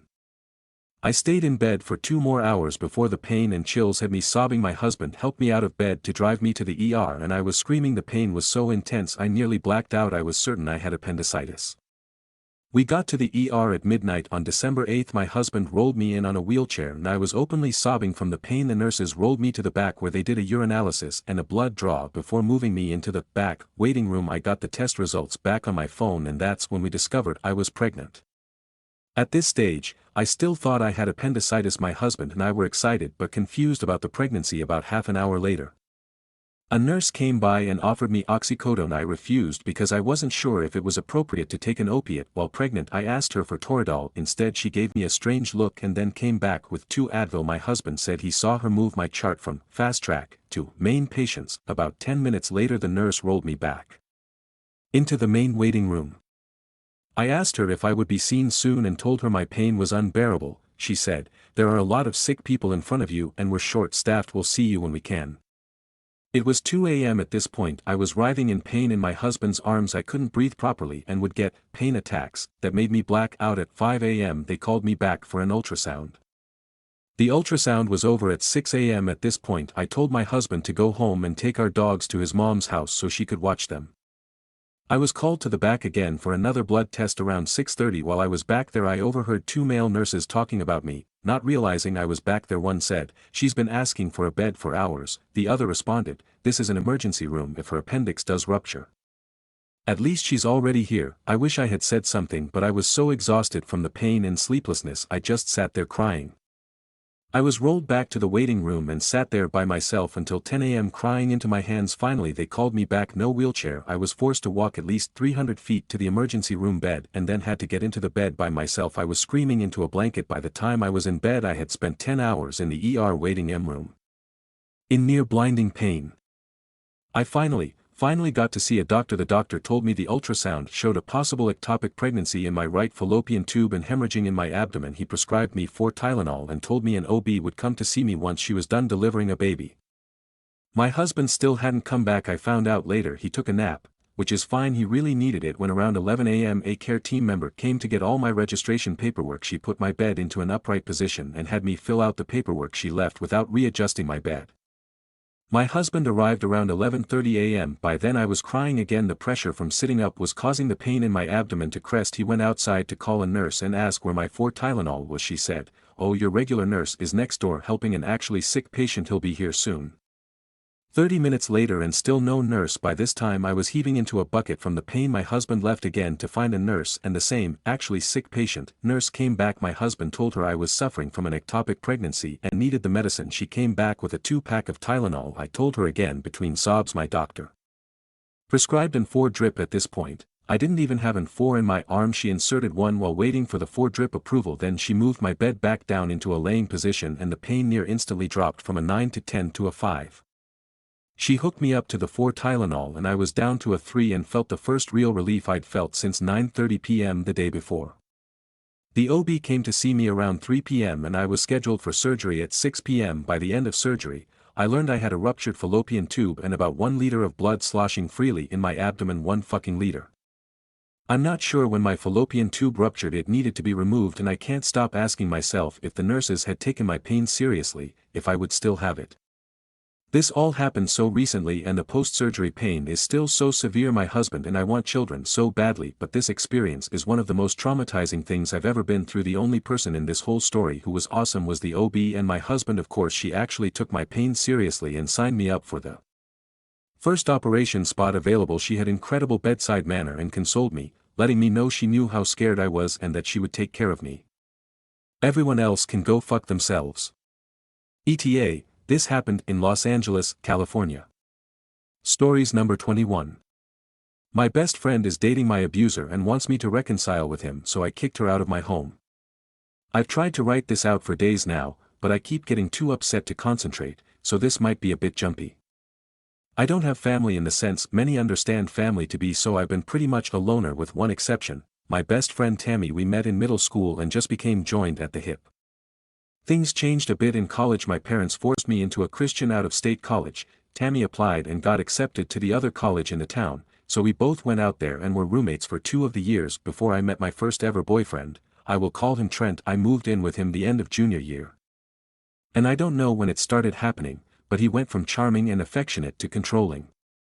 I don't wish to upset anyone, so I will hit the pause button and warn you that below is some of the things he did for me. To label him abusive, he would put me down and hint he could find someone better, or that if he cheats, it will be my fault since I wasn't this or that enough. It started to get physical senior year. At first it was him pushing me out of the way if he was walking by and I was in the path for whatever reason. Then he would slap me in arguments, calling me worthless, a waste of his time and young years, a broken toy no one will love. I didn't have any real self-esteem, so I stayed, thinking I was the problem. And when I called home about it, I was told that the problem was me. I started to make my exit plan. The day after I graduated he had proposed, and I hesitated, and he screamed at me to ask why. Then her swung and punched the wall right next to my head. I fell to the floor in fear, and he tried to comfort me and basically forced me into sex. When I woke up the next morning, the ring was on my finger, and he forced me again and later called it make-up sex, saying he forgave me for the way I treated him. That is the extremely short explanation. But there are so many stories of him forcing me into bed, hitting me or threatening to kill me, and more. So, I started to make a plan. I found a shelter in the city nearby. I started hiding things in the trunk of my car. I was in the service industry then, and so I would take more shifts whenever I could and hide my cash tips in a box of tampons in my purse, and I finally was ready and left my phone. I had a new cheap one, and never went back. Tammy knew him and lived near us, but she didn't know about my plan. She messaged me on social media and I told her what happened, all of what happened, so she played dumb when he came around asking where I was, spinning the story that I was suicidal and he is calling the police to find me. He never found me. That was years ago. I am now 36, and Tammy is too. Trent is 38. Tammy became a bit religious, but I told her as long as she is happy and safe, I don't care what she leans on in faith. She started to invite me out to her church 4 years ago and I kept saying no until I very firmly said if she brought it up again, I would just walk out or hang up. I'm not against anyone believing what they want. I just don't want or need to be sucked into it. I honestly do not mean any offense to anyone of any faith. I myself am just agnostic, and if that ever will change, I will decide on my own, but I doubt it will. She got a job 2 years ago overseas. I acted excited for her but I was also deeply devastated without her. I had no one else by this time. I wasn't in contact much with family, and I do have surface level friends, but no one that's known me in the real sense. I worked it out with my counselor and just carried on. We stayed in touch online and video chatted a lot. She would show me London and I would show her my transition to moving to Texas. We would chronicle our explorations of our new cities, and then one day it started to slow down on her end right around the time she went to visit a friend in our old college town.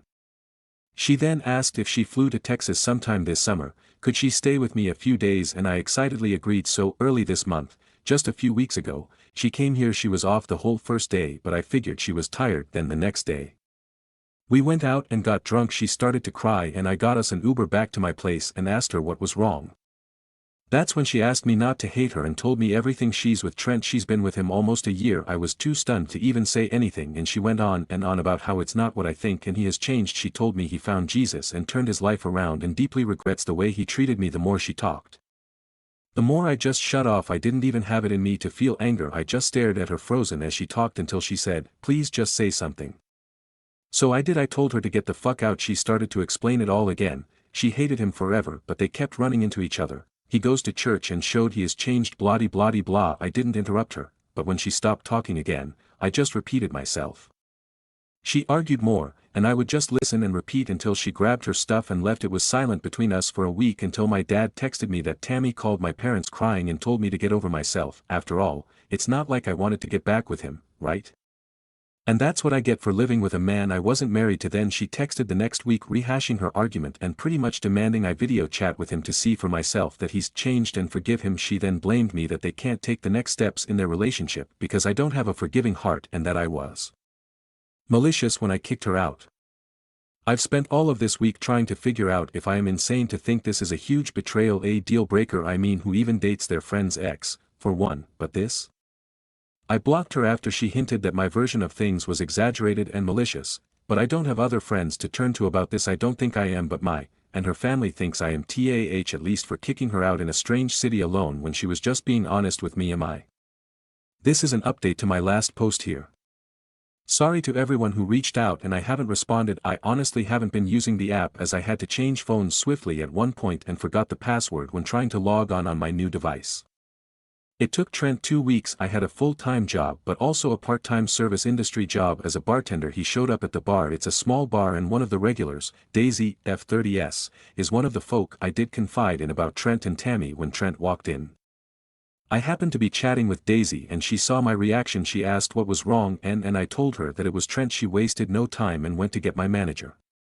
Trent sat at the end of the bar and I took my time checking in on my other bar guests until my manager Heather F50S came out with the other 2 bartenders, both M30S. Trent had already begun knocking on the bar asking for service loudly and I had been ignoring him. He got kicked out quickly and told that we can and do refuse service to him. I got texts from a new number saying it was Tammy and begging for me to answer. She called 4 times and I didn't answer. She left voicemails with Trent and one without, all telling me that I was concerning them with my hatefulness, how I am alone in the world and that's not safe. Who would I turn to if someone broke into my home at night? Things of that nature and religious crap sprinkled in. I was still on the clock and Daisy suggested I stay at her parents'. I know her mom who sometimes comes with her to the bar. At that point I was shaken enough to take them up on it. Daisy's mom, Rose F60S, has been sweet enough to let me stay rent-free for as long as I needed, but I eventually moved in with one of the servers at the bar. She helped me look for legal representation and I filed for a restraining order using screenshots I had emailed myself prior, old voicemails. And though we could not prove harassment on Tammy's end, Trent had said enough in the voicemails and messages he had sent that it qualified for a temporary restraining order. I am safe for now and the hearing is in January. No one knows where I live currently and I've shut down all social media. I've been NC with my family as they've been pushing me to give my address so they can send Christmas gifts, but when I gave them a P.O. box Daisy is allowing me to use. They got angry. It wasn't an address and that was suspicious enough for me not to trust them. It's strange, but I am slowly making friendships and seeing a counselor helps with the stress. Trent is pretty much blacklisted from the square of bars where my bar is. Word gets around I've not walked alone a single shift since. And that's my update. Not perfect, but I remembered my password when I was checking my email for any additional stuff to send to my lawyer and wanted to let every person concerned about me that I am okay. When this is resolved I will try to update with more detail. Stories number 22. Am I the asshole here for refusing to get a job to help support my sister through college? I'm 19 and male. My sister, Megan, is 21. Throughout high school, Megan was the star child. I would be lying if I said that this didn't make me feel some degree of animosity towards my parents. My father used to make me clean the bathroom because, and I quote, "With those grades, you'll never amount to anything more than a janitor anyway." In my first year of high school, I had a violent crime committed against me, and due to PTSD and panic attacks, I found myself unable to go most days. Megan, on the other hand, got into a highly ranked university as a freshman. This meant that the little money my family had went to her. And my parents transferred $20,000 to her at the beginning of the summer before she went. Megan went wild with the money, eating out 3x day, weed, parties, more weed, and a loser boyfriend led to her burning through almost all of it in 3 months. She then neglected to tell our parents until the night before she left, which caused an enormous fight. After dropping out, I studied for the GED and passed. I then applied for community college, which I'm currently attending. I plan to transfer to a 4-year university, although I'm confident I will never be seeing a penny from my parents for it. Since Megan blew through her college money, she has had to work in university, which is something she complains about endlessly. Her school is across the state, so living at home is unrealistic. Our parents do everything they can to support her, but we were never rich to begin with. Last night, my parents called me to the living room to talk about a plan. The long and short of it is they want me to take a year off of school to work at my uncle's company. I will be using this money to help support Megan until she graduates next year. In return, my parents will be able to help me more. I immediately refused. I don't want to put my life on hold because Megan is an idiot, although I didn't say that. My parents tore into me about how I was only going to community college and how I didn't go to high school anyway. Since I refused, they've begun calling me the notorious GED. And Megan has been texting me about how huge of a selfish asshole I am. Should I bite the bullet and take one for my family here? I could take a year off and be fine, I suppose. Stories number 23.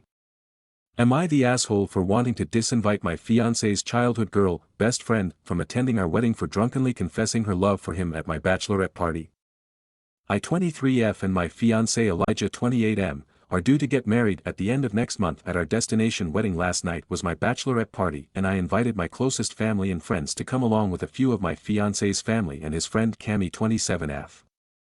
For some backstory, I and my fiancé met when I was 19 years old. Both of our fathers are business partners and have been friends since I was in high school. One night his family invited mine over for a party being held at their home, and that was the first time we met. I was attracted to him, but I knew he was older, so I didn't believe I had a chance. As the night progressed, he was hanging outside in his backyard alone smoking, and my sister dared me to go talk to him, so I did, and a year later we began a relationship. My fiancée and Cami have been friends since they were kids and their families are very close. She's always been extremely nice towards me and wanted to be best friends from the first time we met. I found it a bit odd only because she barely knew me, but I didn't think much of it because she had been dating my fiancé's best friend Antonio 28M. We didn't become best friends because I already have a close friend group and I don't trust easily, but she's always been cool and never crossed any boundaries. Last summer my fiancé proposed to me on a trip to Belize. When the announcement was made, everyone sent their congratulatory praises to us, but Cami, she sent a text the next day to my fiancé only, not our friend group chat, saying she was happy for him. She was a bit stand-offish to me since then, but again I never paid attention. Really became I have my Own friends and life. About 6 months ago Antonio and Cami broke up but never really stated the reason why, just that they want to go back to being friends and be happy with other people. Fast forward to last night, my bachelorette was in a suite, at a popular hotel here in Miami where I live, planned by my older sister and Eli's sister Ava 26F. The night was amazing and I truly had the time of my life. We all were getting wasted and I decided to go to the bathroom, and when I got closer, I heard voices and whimpering like someone was crying. It was then I heard Cami telling Ava that this should be her and that she doesn't understand why he would want to be with someone like me, when it was always supposed to be them two together, that she always loved him. I sobered the hell up instantly. I might have to do a part 2, but guys tells me, would I be the asshole for disinviting her from my wedding, when it's a month away? Update. Wow. Thank you to everyone who has given me advice and reached out to me in my messages. You guys are amazing. Before I get into this update, at Reddit, count your freaking days. I was minding my business scrolling down TikTok and saw my story. LOL, I commented but immediately deleted because I didn't want to be found. My question is, y'all couldn't wait until I at least updated before taking my story to another platform? LOL. For some clarification, I referred to Cami as my fiancé's best friend because I didn't know what else to call her, maybe childhood friend. But they have never went out of their way to call each other that, but that's how I see them. Okay, now for the update. After I heard what was said, the old me started to revert back and I almost caused a scene, but I knew with my siblings, cousins, and friends all being there it would get out of control and I still wanted to enjoy my night. But I did continue to listen. Some of you were wondering what Ava had to say about all of this. After Ava was able to calm Cami down, she explained to her that this was not the time and place and that Elijah would never forgive her if she ruined my bachelorette party. She also told her that she thinks that she should leave and get herself together. I was about to walk in now. At the same time they were walking out, I acted as if I didn't hear anything and asked if everything was okay. Cami just wiped her face looking down, stating that she wasn't feeling well and that she might have to cut the night short. I honestly didn't fight her on it and even walked her ass to the door because TF. After she left I pulled Ava to the side telling her that I heard everything. She apologized that I heard it and said that she would reach out to Eli to handle it, but I said no. Some of you also wanted to know why. Cami said, it should have been her. Did her and my ex have something going on before? I knew they hadn't but needed to be sure, so I asked if they had ever been together or dated. In response Ava said not that she was aware of. Only that their moms would always joke around when they were teens saying that they could finally be related once Eli and Cami get married. She said that never happened because Eli was never into her. Cami is a gorgeous girl, but my fiancé does have a certain type. And it's not her, respectfully. I wanted to ask more questions but I thought I'd wait until I spoke with my fiancé for further answers. After that I continued the party, and even spoke with Eli quickly before bed. I posted on Reddit the next day after I had gotten home before I did anything drastic. My fiancé came home later that evening and once he settled in and relaxed I told him everything that happened. To say that he was irate is taking it lightly. He was absolutely furious. I asked if there was ever anything between them that I was never told about. I asked if they had ever been intimate and if she had ever confused her love for him before. He made it clear that there has never been anything but a friend's relationship. In his eyes he said that they had never had sex before but did kiss once back in high school playing bottle games with alcohol, but it was in a group and everyone kissed multiple people including Antonio. He said that she has never confessed her love for him and is confused because he's the one that played a role in Antonio and her dating. He wanted to call her right then and there but I told him to calm down first because being upset would only make things worse. I want to say that my fiancé isn't mad that I heard it or is trying to hide anything. He's upset because he feels hurt and betrayed that she would do this to him and at my party, when we were all there to support me. My fiancé can get really protective of me at times. He doesn't like to hear anything negative. I did express to him that I feel uncomfortable with her going to our wedding. Now I want people at our wedding who are genuinely happy and supportive of us tonight. He texted her saying that he needs to speak with her. She replied saying she will let him know when she's home, so we will see how tonight's conversation goes. He also invited Antonio over for dinner and will speak to him about what's going on because things feel off. A lot of you were also questioning hers and Antonio relationship and if she used him to make Eli jealous, so we will all be present when the conversation does happen, to see what she has to say for herself. Since Thanksgiving is in a few days, I will update you guys on how the conversation goes, and if anything new comes to light just give me some time to get through this holiday. Also, I have a wedding dress fitting tomorrow. I'm so excited. I might make a collage and show you guys my reference photos. Zoxo. Happy holidays. New edit. Hey guys.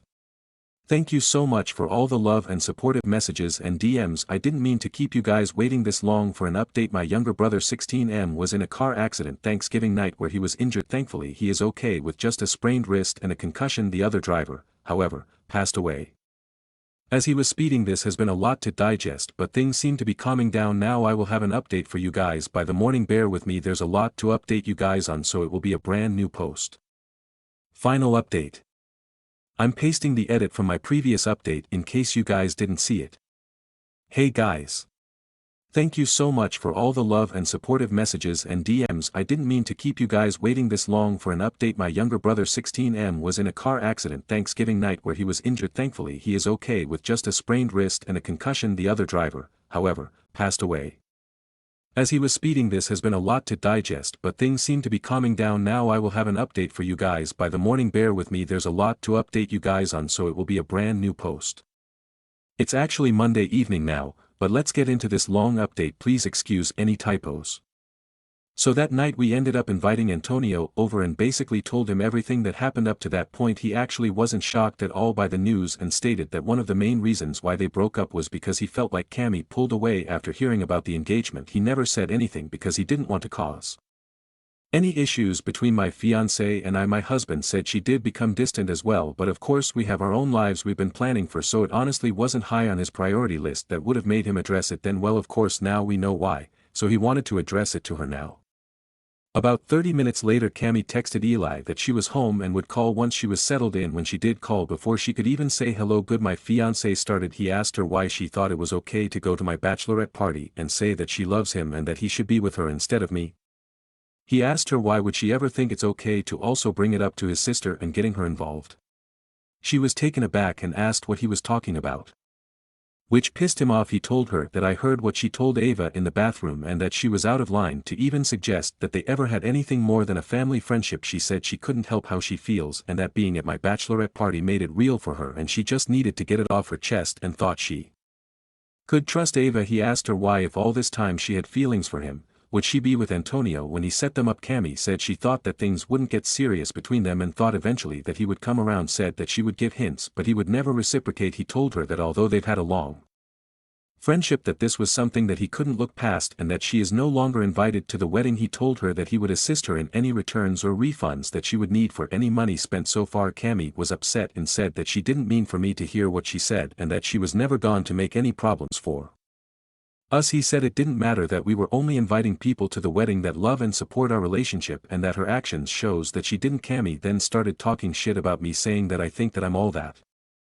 and that I believe I'm better than her. Eli cut her off saying that I don't think that I'm all of that, but if she believes that I'm better than her then she should evaluate her own insecurities and work on that. He then hung up. Antonio and I were so shocked, all we could honestly do was laugh. She clearly has always felt this way about me but was faking it in my face. I don't even know why she would think those things about me, as she's older than me and more successful. I'm still beginning my career and not even where I want to be to even believe I'm better than anyone. I'm just living my life and going with flow. After the phone call we all just discussed what happened. 8. And then Antonio left. He really didn't have any feelings towards the issue because he's now seeing someone else and have moved on from the situation, stating that she needs help. The next day was the day before Thanksgiving, and since my family was hosting Thanksgiving dinner, Eli's parents had a small gathering at their home for their immediate family and friends. Me and my fiancé were invited, including his sister, her husband, Cammy, and her family. I really didn't know what to expect and getting ready to go there because I knew it would be awkward seeing Cammy in person after the argument the night before. My fiancé didn't say anything but I could tell he was still upset about everything. When we got to the party everyone was already pretty much at there except a few people. Before we even sat down or spoke to everyone, Eli told his family that he had something to say. Cammy was sitting off to the side with her parents and brother, not wanting to engage. He begins saying that since it's close to the wedding he might as well announce to everyone that if they do not love and support us getting married, that they would be permanently disinvited from the wedding. His mom asked where this was coming from and everyone was nervously looking around. He told her apparently there's people in this house that has an issue with him being engaged and that those people won't be allowed to attend. I'm guessing Cammy had already told her parents what happened, because then her mom started to speak. She said that she thought it was tasteless to disinvite her daughter to the wedding after how long they had been close. Eli responded saying that he thought it was tasteless for her daughter to go to his fiancé's bachelorette party, saying that it should have been hers. At this point everyone was shocked, including me, because I had no idea he was going to address it to his family. They started to argue back and forth, with Cammie's dad getting involved. Eli was having none of it and said that none of them would be invited except for Cammie's brother, who wasn't agreeing with what his sister had did. Cammie's family ended up leaving shortly after the confrontation. Eli's mom was shocked and heard about everything that happened but supported us. She said she would speak with her friend and that she felt it was all inappropriate. I apologized to her and Eli's dad, saying that I hated that this happened and that it is causing a rift. She and Ava told me I have nothing to be sorry about and that they all were on our side.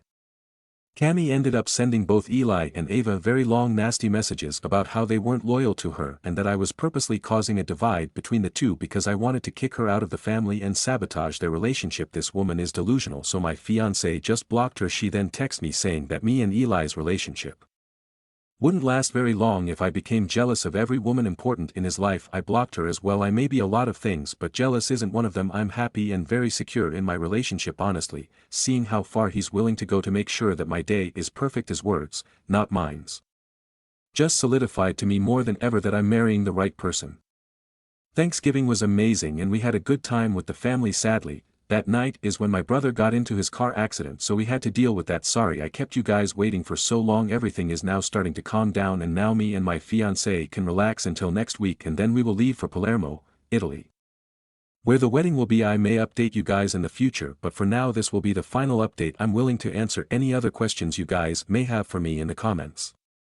Edit. Guys, I thought this went without saying, but these are fake names. I am not using any real names to conceal our real identities. Please forgive me with any mix-up in names, but I have fixed any typos. Thanks.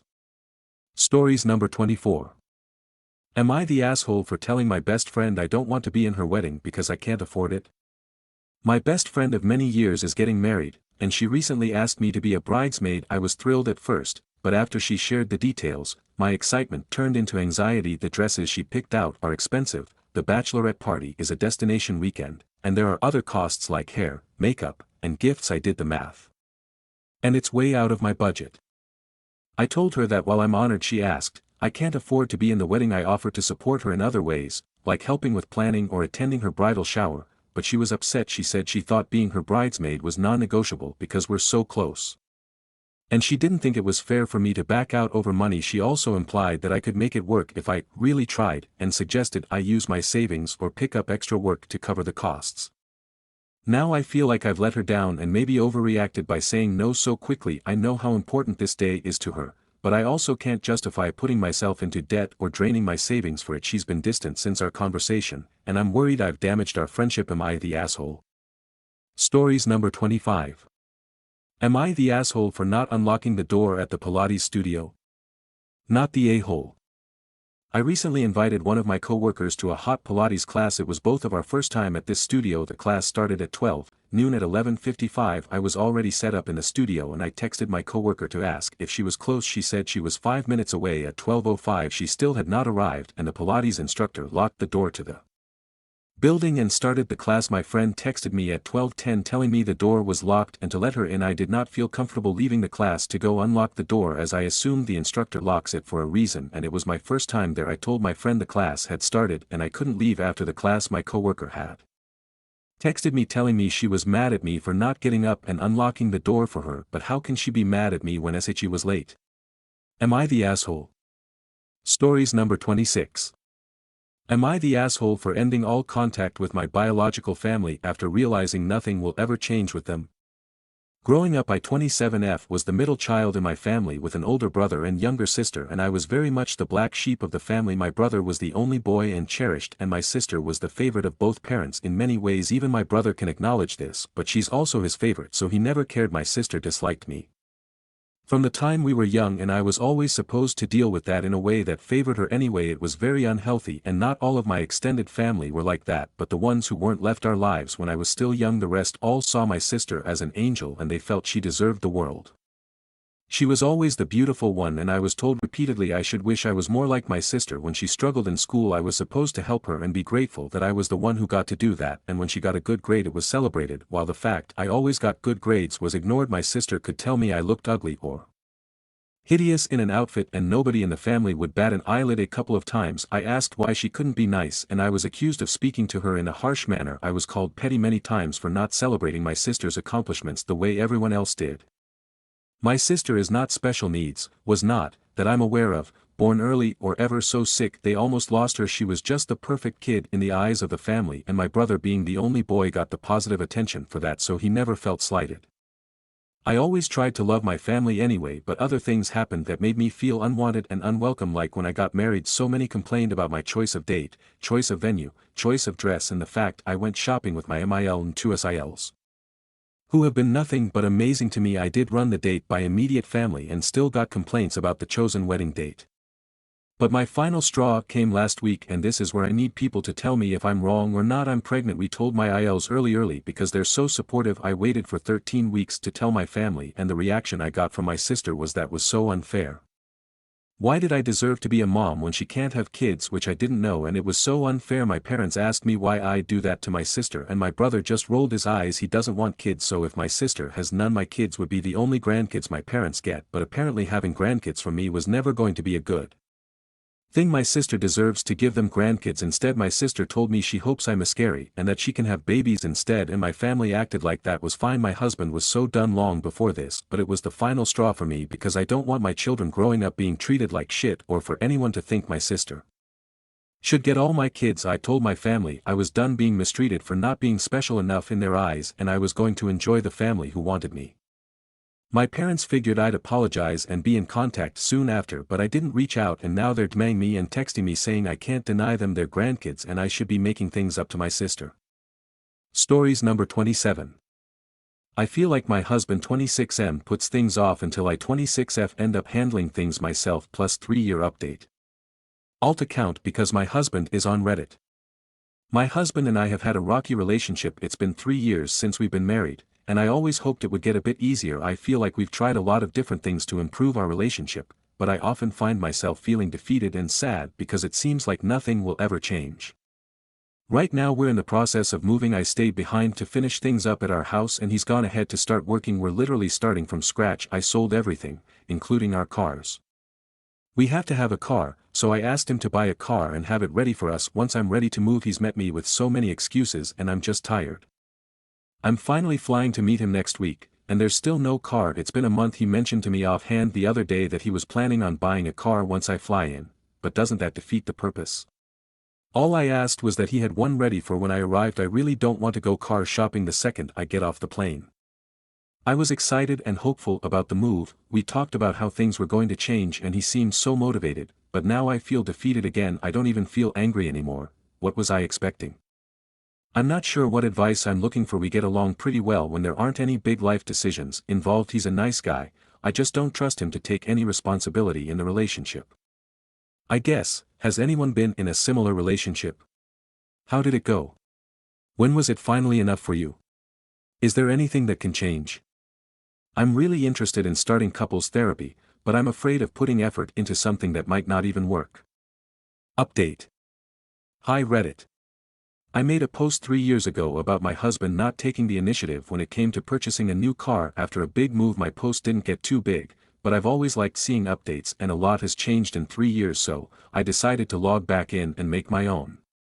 I don't know how to link the original, but please take a look at the post history if you want to see my first post. After making the post, my husband had made an appointment to go look at cars. I remember feeling really good about everything in that moment. I felt a huge relief knowing that this big thing was finally getting taken care of. When his appointment came, my husband called to tell me some good news. He had seen one car, decided it was good, and told me that this is the one we would be buying while he was still in the dealership. I asked him to tell me the details, like how much the interest was and how much the car cost. I asked him if he had compared it to Kelley Blue Book to see if it was a fair deal. My husband was kind enough to ask the salesman everything, but after each question he would add, "I'm sorry my wife is making this so difficult." I was pretty hurt and embarrassed by this, and told him so, but he said all my questions were frustrating and were slowing down the process of the one thing I had asked him to do in the end. He decided to wait for me to arrive so that we could sign for the car together. I ended up getting picked up from the airport and taken straight to the car dealership. We got a good interest rate on the car, but we ended up overpaying by about $7,000. I should have said no to the car and just looked myself, but I was young and embarrassed and I felt like I wasn't being supportive. Thankfully, that car ended up being our only shared piece of property in our divorce. I didn't trust him to refinance the car, so I ended up taking it. We owed so much more money on the car than what it was worth that I couldn't get it refinanced for several months. I ended up trading it in. And even though I'm still in the hole financially because of it, I am so much happier now. We did try therapy before ultimately divorcing. My ex-husband was quite the prodigy. He was cured, his words, not mine. After a week he said that he had it all figured out and didn't see the point in continuing. He also told me that he was the only one who had ever put any effort into the relationship, and that it was 100% my fault that we were divorcing. He told me that no one would ever love him again if I left and that he might as well off himself because there's no point in going on when that didn't work. He said that no one would ever love me again and that I was lucky that he has stayed around as long as he did. He then asked me if I would forge his signature on the divorce documents because I was basically forcing him to do it anyways. I did not. Anyway, I'm happy to report that he was successfully able to move on from the trauma I put him through. He's still around, but I've kept my distance because I can't be bothered, so I'm unsure of what he's up to. I was able to find someone after some time. My boyfriend is so kind sometimes, I feel like it's too good to be true. Then again, I get Twitter-pated when he does simple things like taking out the trash, cooking, or maintaining a full-time job, so the bar is in hell. He's a great guy, and he does more than the bare minimum, I promise. Looking back, I knew that I wanted a divorce, I just wasn't ready to admit it. My ex-husband didn't love or respect me. I didn't put many details of the relationship in my first post, and I don't really feel the need to put it all out there now, but I know now that if someone truly loves you, they make sure you know. Thanks Reddit. You were right. Stories number 28.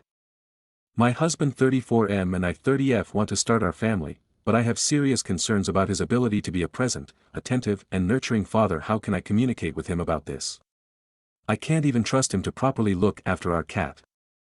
We've been together 10 years, married for 8. The past 3 years have been rough. Many times he has left the state or country on fairly short notice for weeks at a time, on ski trips with friends, or to go to concerts, festivals, etc. Sometimes he has invited me. But it's a pretty redundant gesture when my work requires that I stay local. I've felt neglected and abandoned. Last year he booked a trip over my birthday. Not a big deal to me, except that he didn't realize until days after. My point here is that he can be careless when it comes to the needs and feelings of others.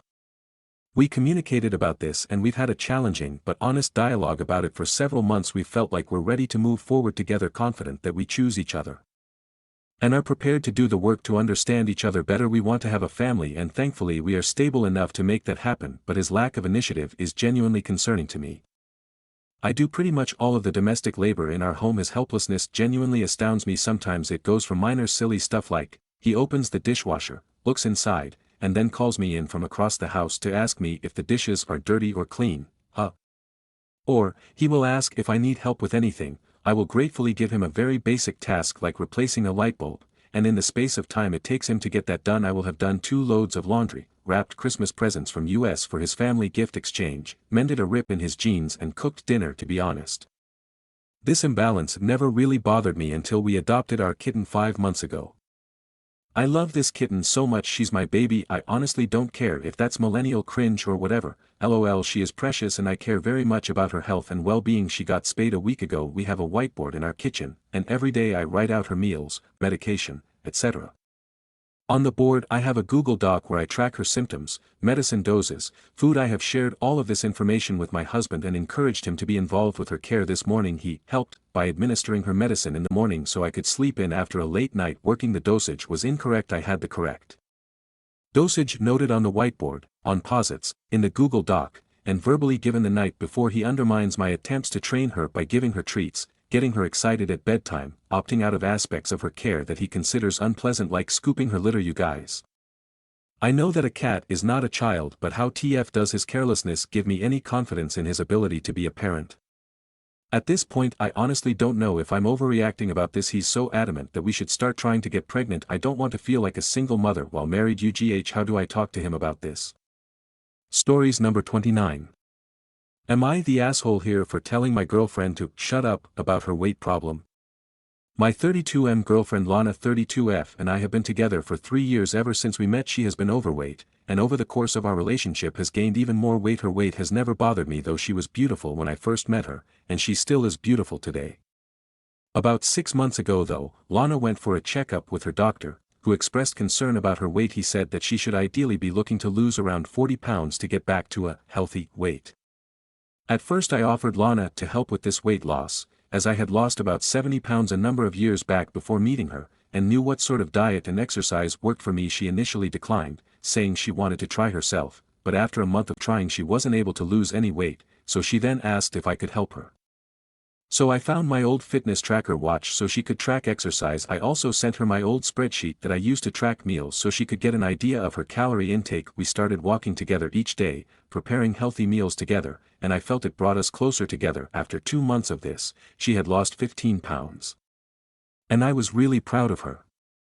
After this though, she started to get back into old habits. She started declining when I asked if she wanted to go for a walk. I noticed she stopped using the watch, and was no longer entering her meals into the spreadsheet in the evenings. Even though we still prepped meals together, she started snacking a lot between meals, saying that she felt hungry.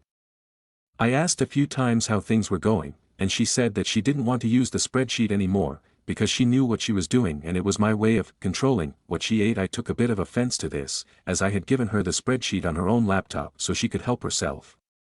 And it had been working. Also, I don't have access to her laptop, and I never asked to see it, nor did I ever put her down for what she ate. Before long, she was back at her previous weight, then even put on an additional 10 pounds. She started to complain about it constantly, and shut down any effort I made to help her, again, because I was trying to control her. She even commented to my friends at a dinner that I was trying to stop her from eating all the things she loves.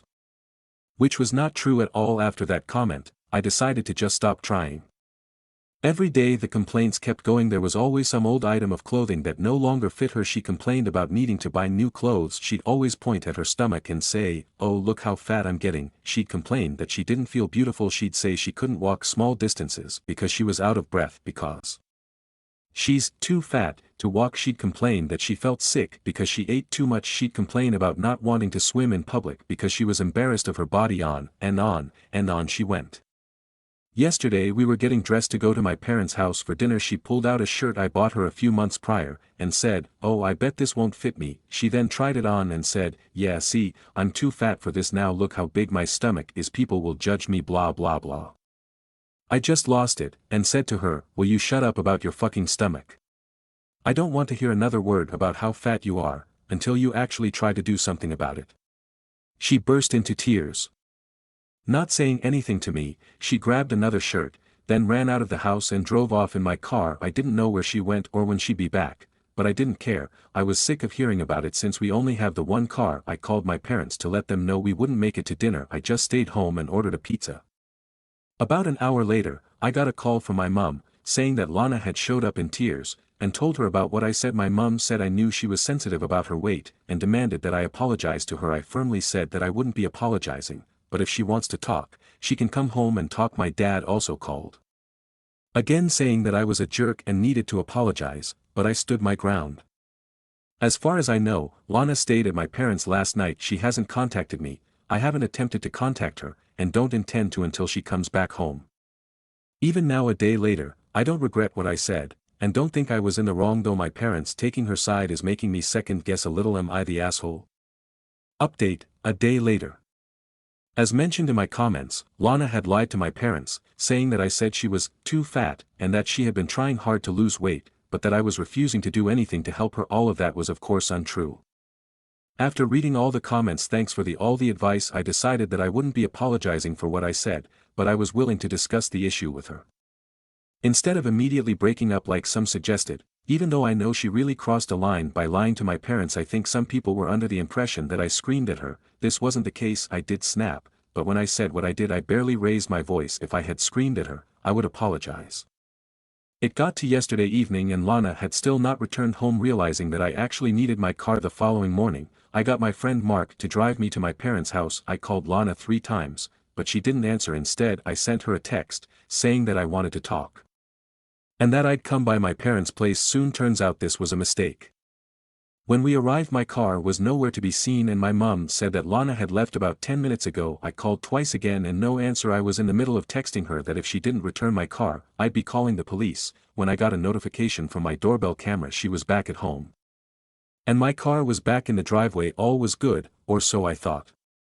Mark drove me back home, but when I tried to get back inside, Lana had put on the inner latch on the door, so I was locked out. After a few minutes of calling out to her to let me in. All I heard from her was, "Fuck off." Now I was done. There would be no calm conversation. We were done. Thankfully I was able to climb over the back fence. Didn't think I'd make it in the shape I'm in, and get in through the back door. Once inside I told her that she had until that evening to get out. At the time she didn't even protest. She just packed a bag and a friend picked her up an hour later. This morning she has tried calling multiple times. She's now messaging that she's sorry and wants to talk, but I'm not interested. I messaged her that I've packed all her stuff and she can get a friend to come and get it, or I'll put it outside for her to pick up, but she won't be getting in my house again. Now I'll be staying home until I can get the locks changed. I've got a financial agreement in place with her, so she's got no claim on the house or any of my property, so this should be the end of it again. Thanks for the advice. Stories number 30. Am I the asshole for telling my son's stepdad that he's not, never will be a father to him, and starting a screaming fight? I 31M have split custody of my son, Marcus 12M, with my ex, Lena 30F. Lena and I split up shortly after he was born and stayed friends, but have been less communicative since she married Eric 42M 4 years ago. We have had disagreements. I don't approve of certain things they've been doing and they think I spoil him, but until recently we managed to keep things civil. Marcus is a great kid and I love him. He's smart, funny, and caring, and he's taught me so much about being a human. Having him saved my life and changed it for the better. He's also more or less my only family, so I really treasure him and our time together. Recently he's gotten chubby and depressed, which I only mention because it's relevant. I was concerned over my son gaining weight, but I didn't want to do much other than making sure we eat healthy. He's still active in sports, which I encourage, and a lot will change with puberty. His mom and stepdad are upset though. And I now know that they had Marcus on a restricted diet and are putting a lot of pressure on him to lose weight. At first it didn't seem like much, but it became more unreasonable. E.g., before this incident, I got in trouble with Eric for buying Marcus a size up in clothes. Since he thought that he should trim down to fit his old ones better, I told him that I wasn't going to apologize for giving my son pants. He never responded.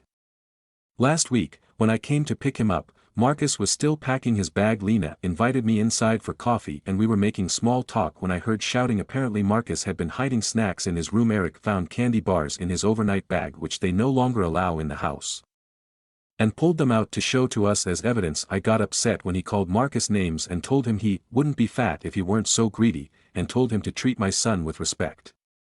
Marcus went to the car, and things devolved. I said the thing in the title, called him a bully, and a lot of expletives got thrown around. I didn't hear from Lena until later when she texted to tell me that she was furious with me. I was still reeling from everything, so the conversation is a blur. I tried to tell her I was sorry, but that I couldn't understand why she would allow him to treat Marcus that way. She told me that while was a bit much, Marcus broke their rules and Eric was right that he should lose weight. She also told me that I don't know anything about the disrespect Marcus gives them, that I only experience the fun parts of being a parent, and accused me of encouraging bad behavior that she has to deal with.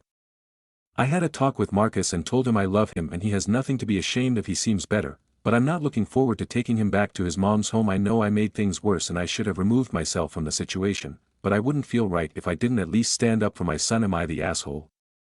Stories number 31. Am I the asshole for not treating my kid's stepdad as their second dad or encouraging them to? My ex-wife and I share 2 children. Our son is 9 and our daughter is 7. When our daughter was 8 weeks old, my ex told me she was done with our marriage and wanted to divorce a year later, and before our divorce was finished, she started dating her husband Jeff. I do suspect they were dating before this and that was why she suddenly decided she was finished with our marriage, but I have no proof and I'm not going to start a war over it either. I don't think it would do any good for my kids.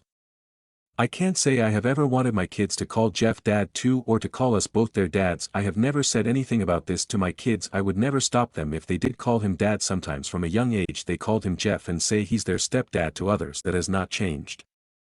This has bothered my ex and Jeff over the years, particularly when my kids get family tree assignments for school or get asked to write about their family. They don't add Jeff to their family tree, and when they talk about him in assignments about family they call him Jeff. They do seem to love Jeff and the relationship is good, which at least he treats them good and they feel that way.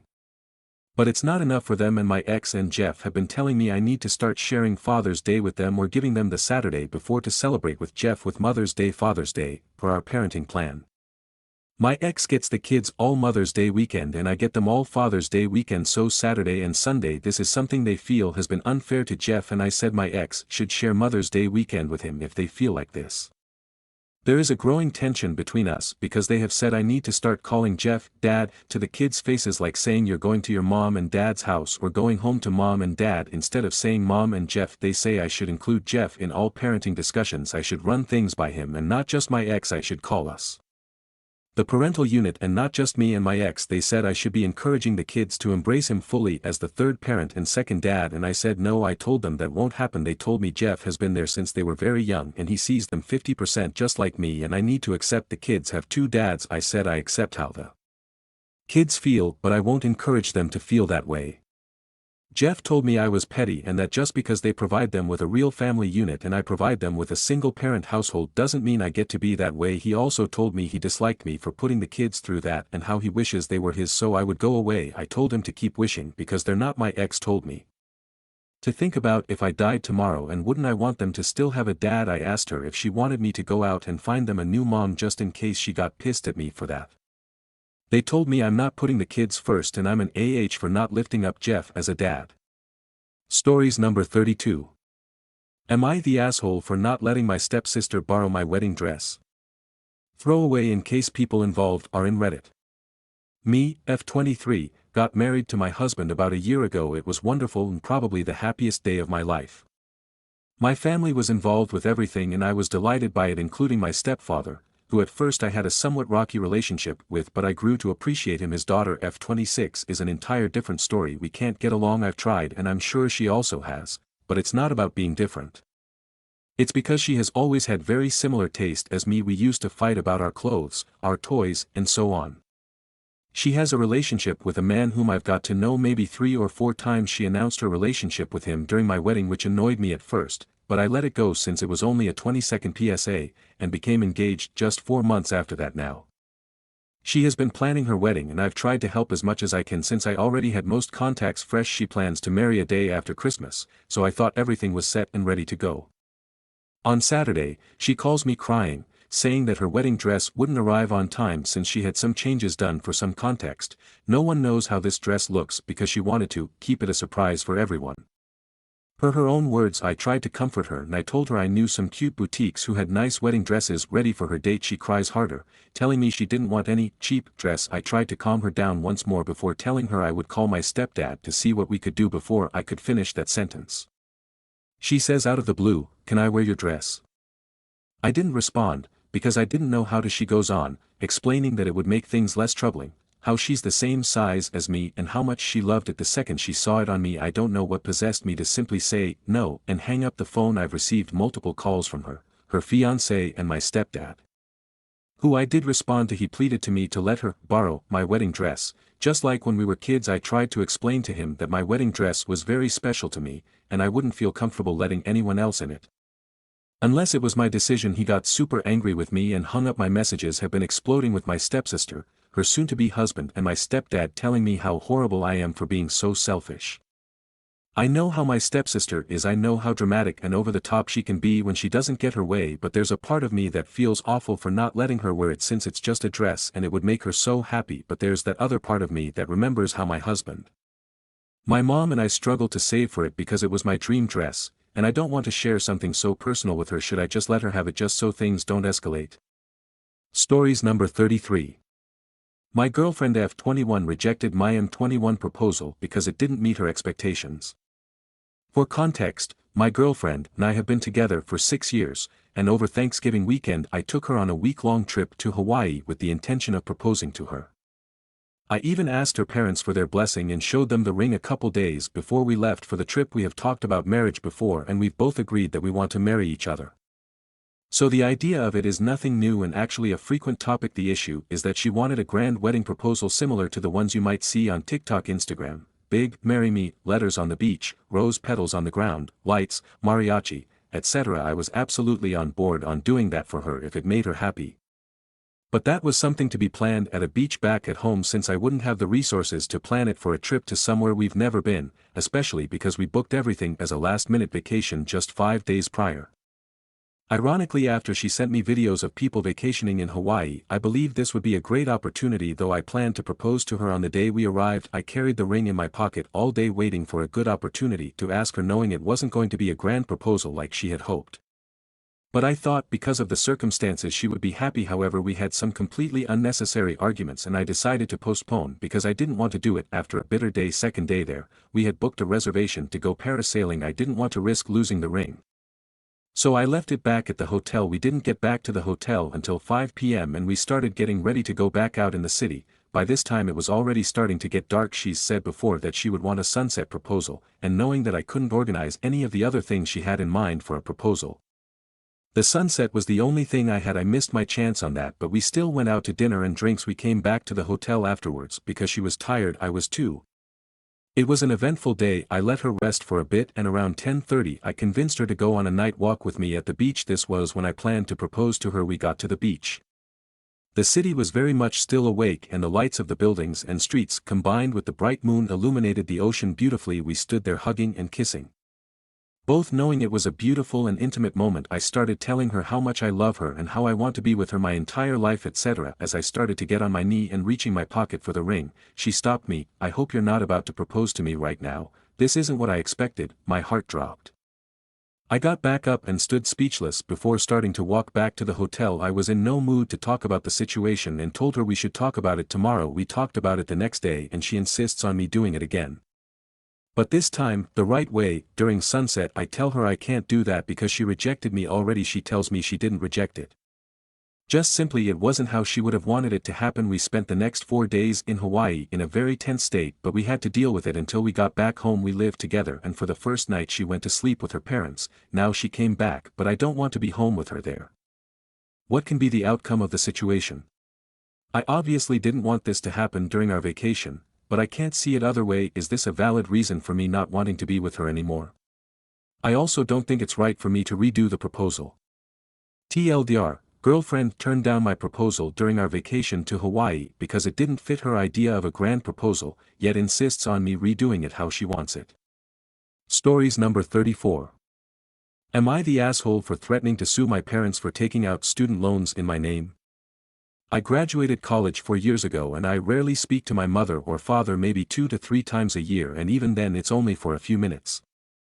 They refuse to let me play sports in high school or have a social life, and they've basically cut me out of their lives since I and about 75 other people got a city drinking ticket 7 years ago in college. Since I live about 800 miles away, I only go back to my hometown once a year, either for Thanksgiving or Christmas. Most years I stay with a friend or at a hotel. Last year I stayed with my parents. No way in hell am I going back for either this year. Just about 5 months before I graduated college, my parents bought a boat. I know they got a good deal on it and they have used it a lot. They took it out of the water for the season in early October. I've literally never seen it in person, just pictures from Facebook. Last week I had texted my father, first contact since March, and let him know I would be able to make it back for Christmas. About a minute later he called and over the course of 5 minutes explained how he and my mother decided, since their last child was about through college, they would buy a boat. The only problem was they didn't have the $20,000 to buy it. What was their solution? Take out a student loan in my name, of course. My mailing address was always their house through college, so I was none the wiser. Why was my dad telling me about it now 4 years after the fact? Because they can't pay it back. They actually never paid any of it back. They kept putting it in forbearance, but that ran out early this year. Fast forward 7 or 8 missed payments later, and my dad tells me the only reason he's telling me now is because he doesn't want me to bring it up at Christmas and he knows it's going to default in a month or 2. His exact words were, "If you're going to make a big deal about this, it's best if you don't come home this year."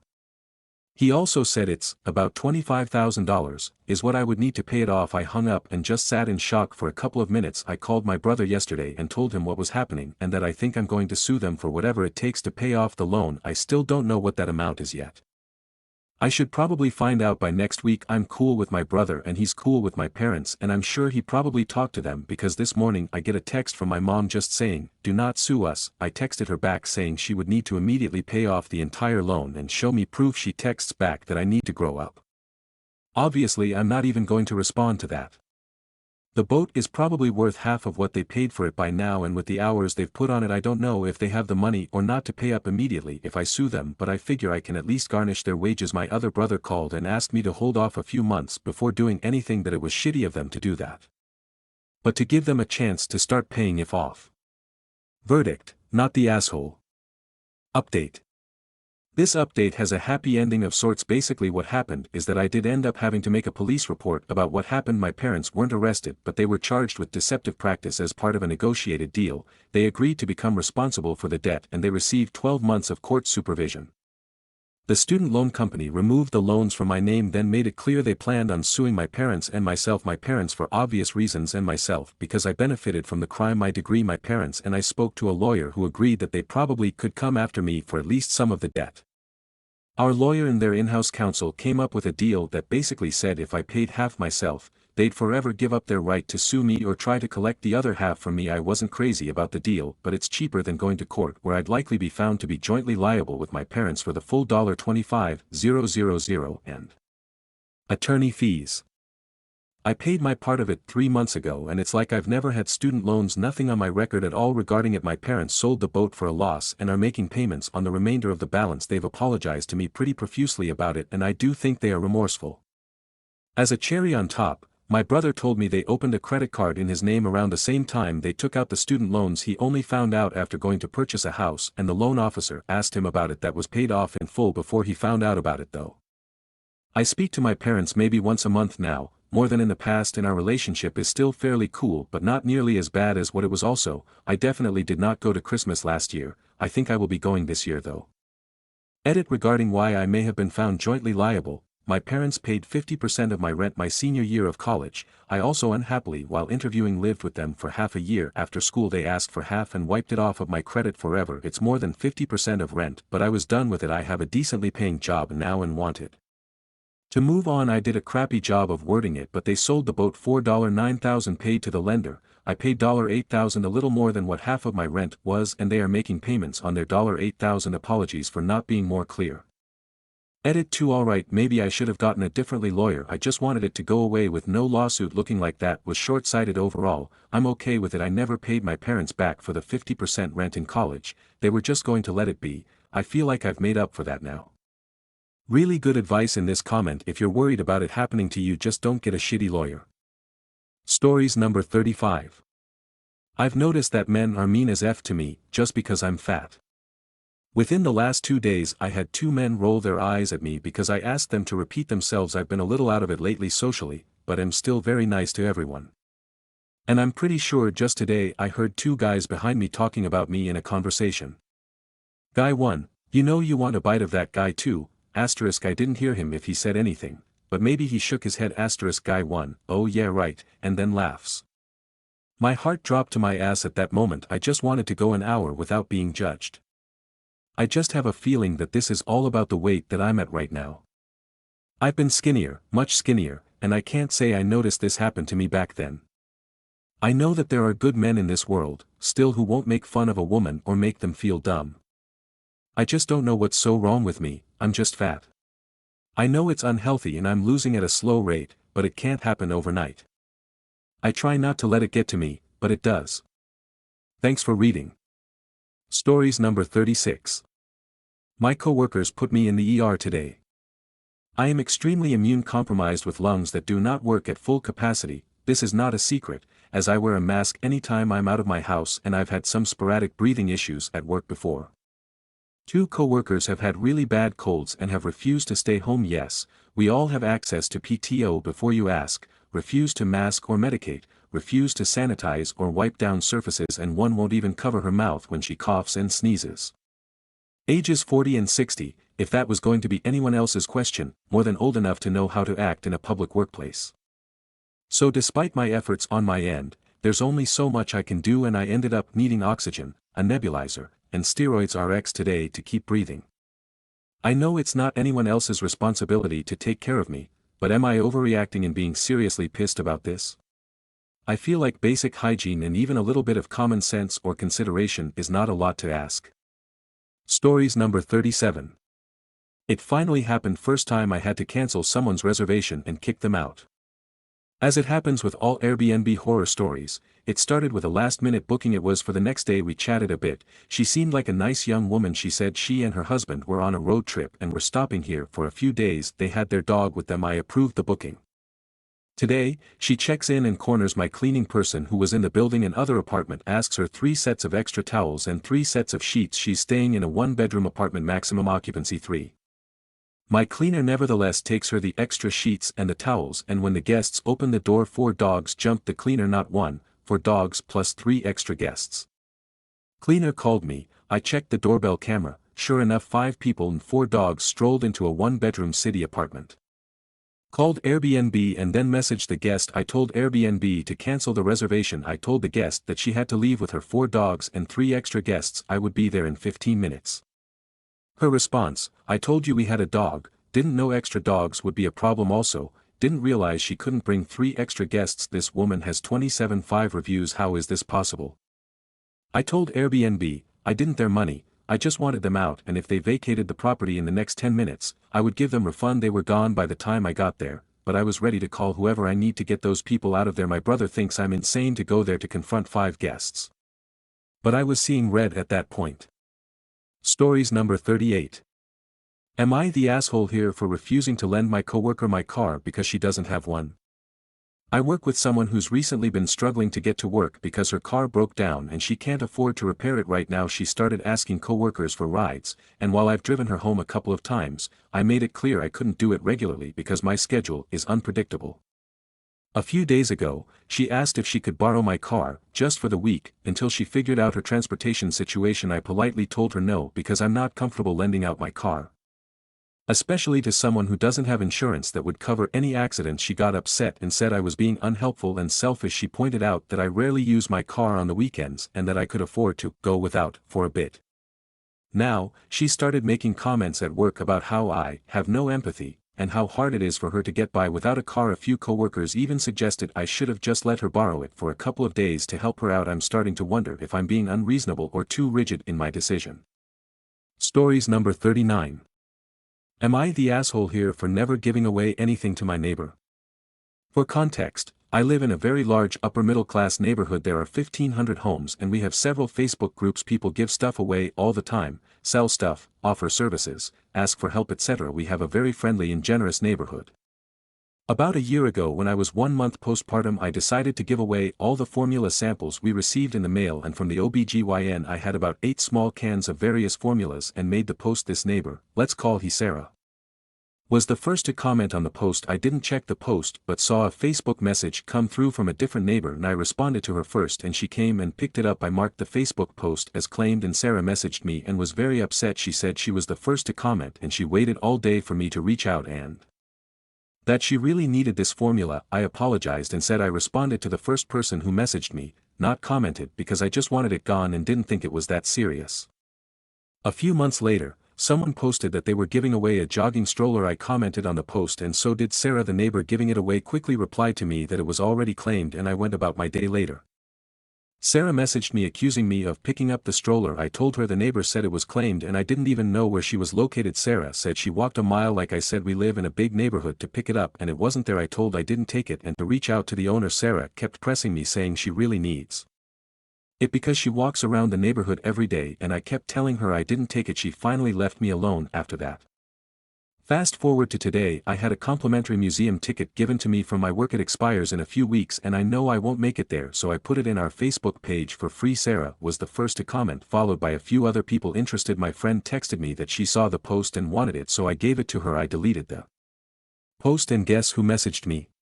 Sarah. She went off on me that she was the first to comment and I picked someone else again. I nicely told her that a friend wanted it, so I gave it to her. Entrance to the museum is probably only $15 to $20. It wasn't worth that much, plus I'd rather it go to someone I know and like. She went off on me and blocked me. Did I mention that I've never met this lady in real life? My husband said I'm the and I should have given it to her because she's always looking for free stuff and I've never given her anything, and she was the first to comment. I disagree because like I said, we live in a very generous neighborhood. I've never seen her post that she needs anything specific. She just tries to grab all the free stuff. So am I the asshole here for giving my stuff away to other people instead of honoring the first to comment, unspoken rule? Stories number 40. The term mistress originally referred to a woman in a position of authority. The other meaning was added later to disparage women in positions of power.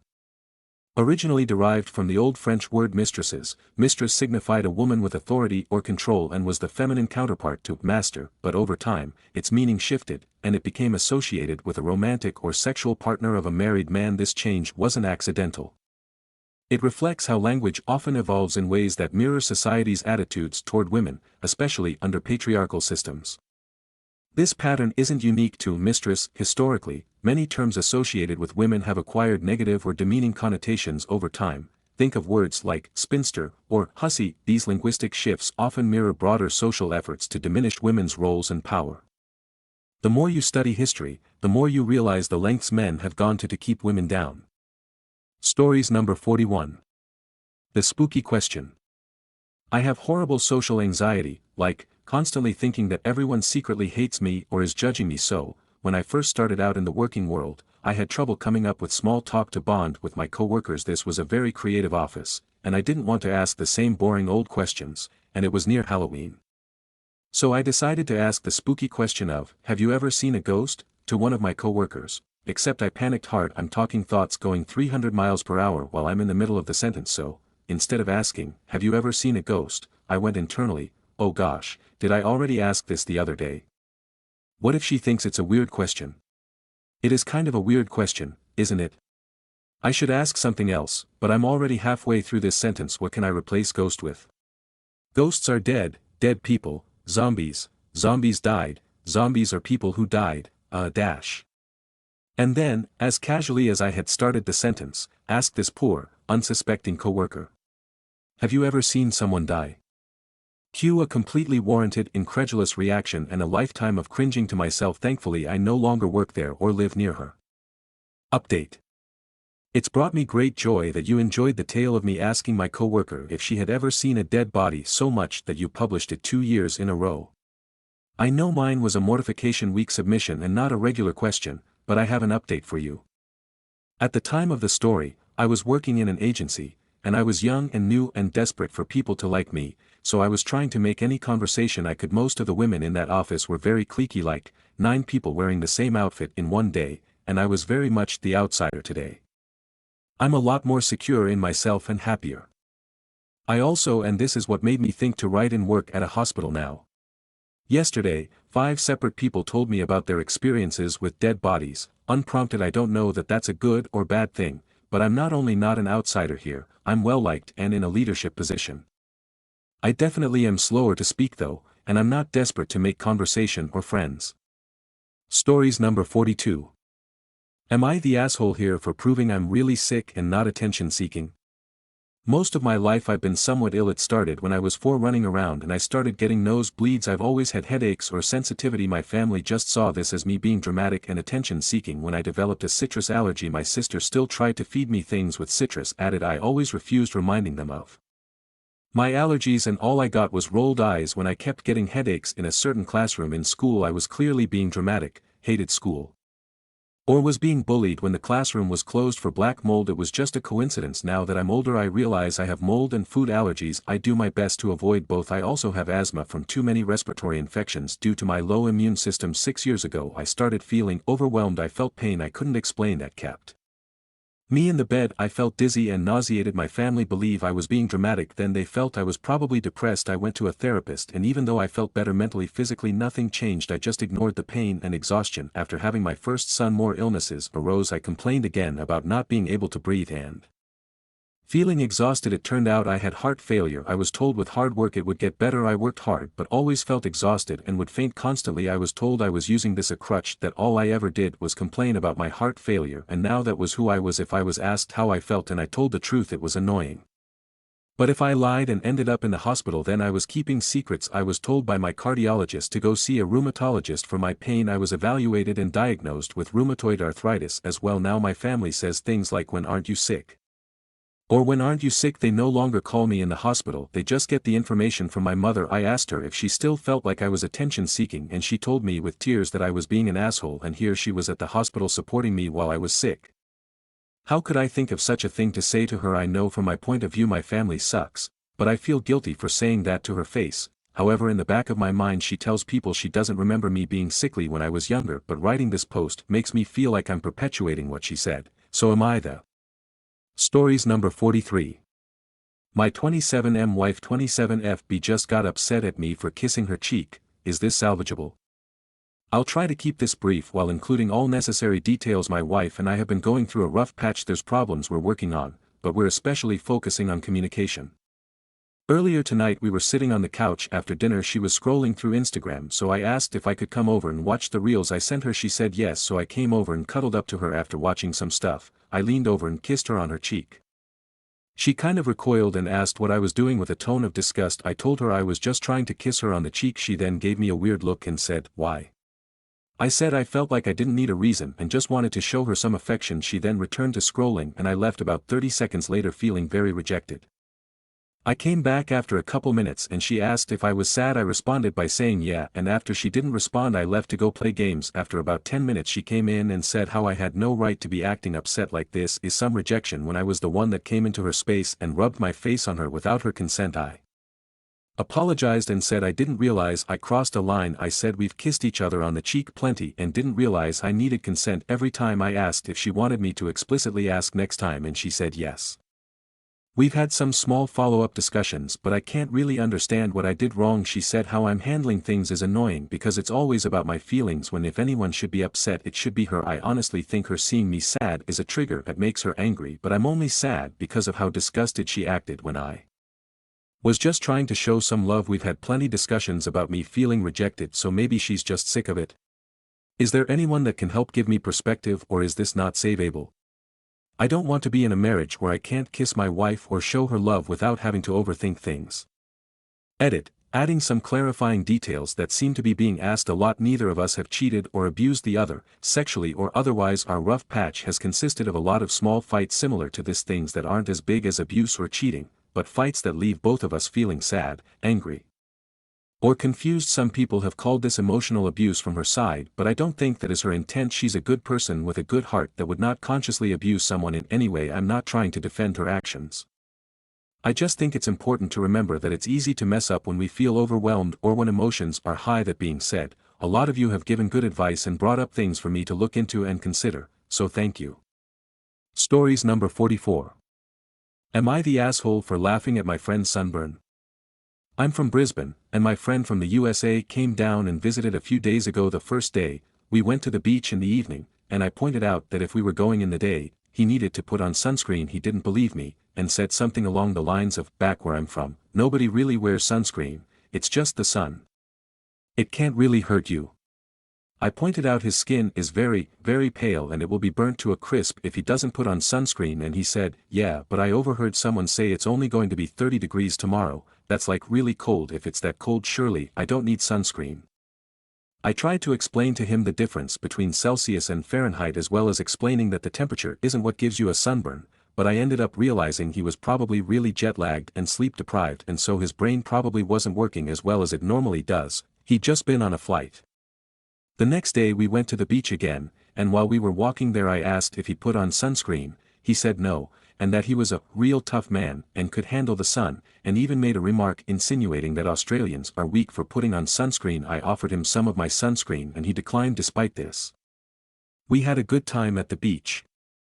However, the next day we had planned to go to the movies, and I noticed that he was burnt all over his body, like he was bright red and obviously in pain from having his skin cooked by the sun. I couldn't stop myself from laughing, and I said, "Bro, you should have just put on some sunscreen. Then you wouldn't look like a big beetroot." And he did not like being compared to a root vegetable while he was in pain from his full body sunburn, and he chose to cancel the movies trip until I became less annoying. I went back home and couldn't resist the urge to comment on social media on one of his pictures from the beach trip the day before, and I commented, "Did you get a nice tan?" Stories number 45. My coworker creeps me out. I have been working remotely for a few months, but will be relocating soon so I can start going into the office. Ever since I started, my team lead has acted like a giant creep. He keeps saying how he can't wait for me to come into the office and that he's made sure that I have a spot right next to him. He mentions this a lot. He likes to talk well over our meeting times, just going on and on about himself, asking me hardly any questions about myself, and he is a huge gossip. saying negative things about nearly everyone and getting fuming mad about people's incompetence. He also constantly praises me to the team, but then, out of nowhere, his attitude will completely flip and he'll start being snarky and sarcastic towards me, poking fun at me and being generally demeaning. He does this with pretty much everyone, but to them he's consistently a jerk. While with me he alternates between being over-the-top flattering and nasty. He seems to like it when I slip up or don't know the answer to something. He makes my skin crawl even remotely. I have this strong reaction and gut feeling about him, and this is a guy in his late 40s or even early 50s, this is not some idiot in his 20s. I don't know what to do. Stories number 46. I was raped 10 years ago, found out 15 years ago when I saw the video on my now ex-husband's computer. I 37F was raped after a wedding by my 42M now ex-husband 10 years ago. We attended a wedding out of town in which my then husband of 1 year was a groomsman. I've told 3 therapists and my best friends, but I haven't told anyone the whole story. The weekend sucked. The wedding party had a bunch of wedding adjacent events that we weren't aware of ahead of time, so I was alone day and night prior to the wedding and the whole day of the wedding. I'm autistic and the change in plans made me anxious at the reception. I ordered 1 rum and Coke, but it was grossly overpoured. After a sip, I switched to just Coke.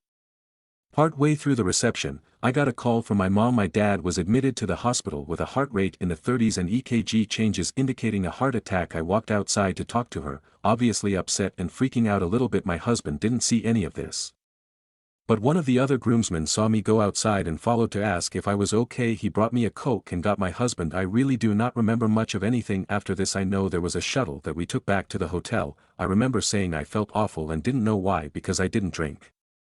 The next day, I felt absolutely terrible, headache, vomiting, just miserable. My husband told me that I drank a ton when we got back to the hotel, that I was flirting the one off the other groomsmen. So he invited him back to our room, because I could tell he wasn't going to take no for an answer, and, I thought you wanted it. He allowed this stranger to SA me orally. Then he said he had the other guy leave and he and I had sex. He took a shower after, and when he came out of the bathroom I had vomited and passed out at the time. All of this made me really uncomfortable, but I trusted my husband and I couldn't remember anything. Fast forward 9 years, we've had a child together. That makes 3 total. I had 2 before we met. Marriage isn't great, but we're working on things. I hop on his computer to print out a form and see a video thumbnail under the recently viewed. It's 40 seconds of him recording himself having sex with me while I'm clearly unconscious from the wedding weekend. I deleted the video and tried to pretend that I didn't see what I saw. It took 5 months of therapy to say the word rape. I told him I wanted a divorce. I told him I saw the video, but I couldn't bring myself to say that knew he raped me. I still haven't said it to him. Now I'm co-parenting with my rapist and I don't know how to navigate any of this. He told everyone that we divorced due to differences in politics and religion. He went covertly alt-right and joined a cult-like church after being progressive and literally attending his grandma's church only on Easter and Christmas Eve for all of his adult life. His whole family hates me. They know everyone here, and one of my ex-in-laws retired from the place I work, so I feel like I can't tell anyone. I wouldn't even know how to tell anyone. I'm ashamed and angry, and I feel like I shouldn't be because it happened so long ago, and how could I not know? I've been diagnosed with PTSD, the hypervigilance and paralyzing anxiety are much better, but I still see my unconscious body being pushed over wherever I have to see him. Which is often. Our son is little and has asked if his dad can come to my house or I can go to his a few times. It breaks my heart and makes me feel like a bad parent because I cannot be around him without a ton of anxiety. Custody exchanges are about all I can handle. My ex asked if I wanted to meet his new girlfriend who he started inviting over. Within days of me saying we should get divorced and tried to get our son to lie to me about it, I still haven't met her a year later because I don't think I could without saying that she's dating a rapist. On the bright side, I'm so much happier. My older kids are much happier. My littlest is still the sweetest kid ever. Life feels so much easier, so much lighter now. I hadn't realized how much I shrank myself so as not to upset my ex. How much of myself I had lost in those 10 years. I tell my therapist stories from our marriage and she reminds me that none of it was normal. She's right. In hindsight, I see just how bad it was. Stories number 47. My family has changed Christmas plans 3 times and I was told to deal with because I don't have children. My family has changed plans for Christmas 3 times. We have always had it on Christmas Day for years. My husband and I are the only ones out of my siblings that have to travel a distance from another state. We are not having it on Christmas Day this year because my younger sister is visiting her in-laws. My mom told me to pick the day we would have our Get together with everybody. I chose a day and today I get a message that we need to change it because it doesn't fit everybody's schedule. I changed travel plans twice now. I called my mom and asked her to please not change the day again. My mom started yelling at me saying it should not matter because I don't have children and my schedule should be flexible. I got upset and told her she was not hearing what I asking and blowing it out of proportion. I don't have children because of medical issues and my mom knows this, but I feel like I am being belittled because of it, so I'm blowing it out of proportion. And should I just roll with the flow? Stories number 48.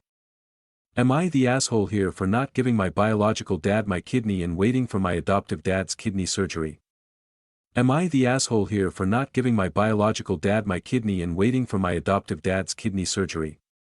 I was adopted at age 4. I have never physically met my biological father. When I turned 19, my biological mom reached out to me since the restraining orders were lifted. Once I turned 19, she and I had a rocky start. She mentioned being friends with my biological father on FB to my sister. She told me and I reached out. He was happy to hear from me and he was very open and kind. He answered all the hard questions honestly and we developed a bond through text. When my biological mom found out, she mocked me saying he told her I was weird for not speaking with them on the phone and only talking through text. I took this opportunity to ask my dad if we could chat on the phone. We began having short phone calls that I cherished. After a few years we spoke about visiting. I wanted to travel to meet him and his family, however I didn't have the funds yet. My adoptive father had been supportive and listened to all my concerns and helped me navigate the new challenges with my bio parents. Some years passed and my adoptive father became ill. He had kidney failure. He needed a new kidney. I worked hard to get my health in check in case I was a match, however my adoptive father would not let me check to be a match, nor would he allow his 3 biological children. We waited and a donor was found. During this time I found out my biological father also had kidney failure. He would need a kidney as well. I did not offer my services,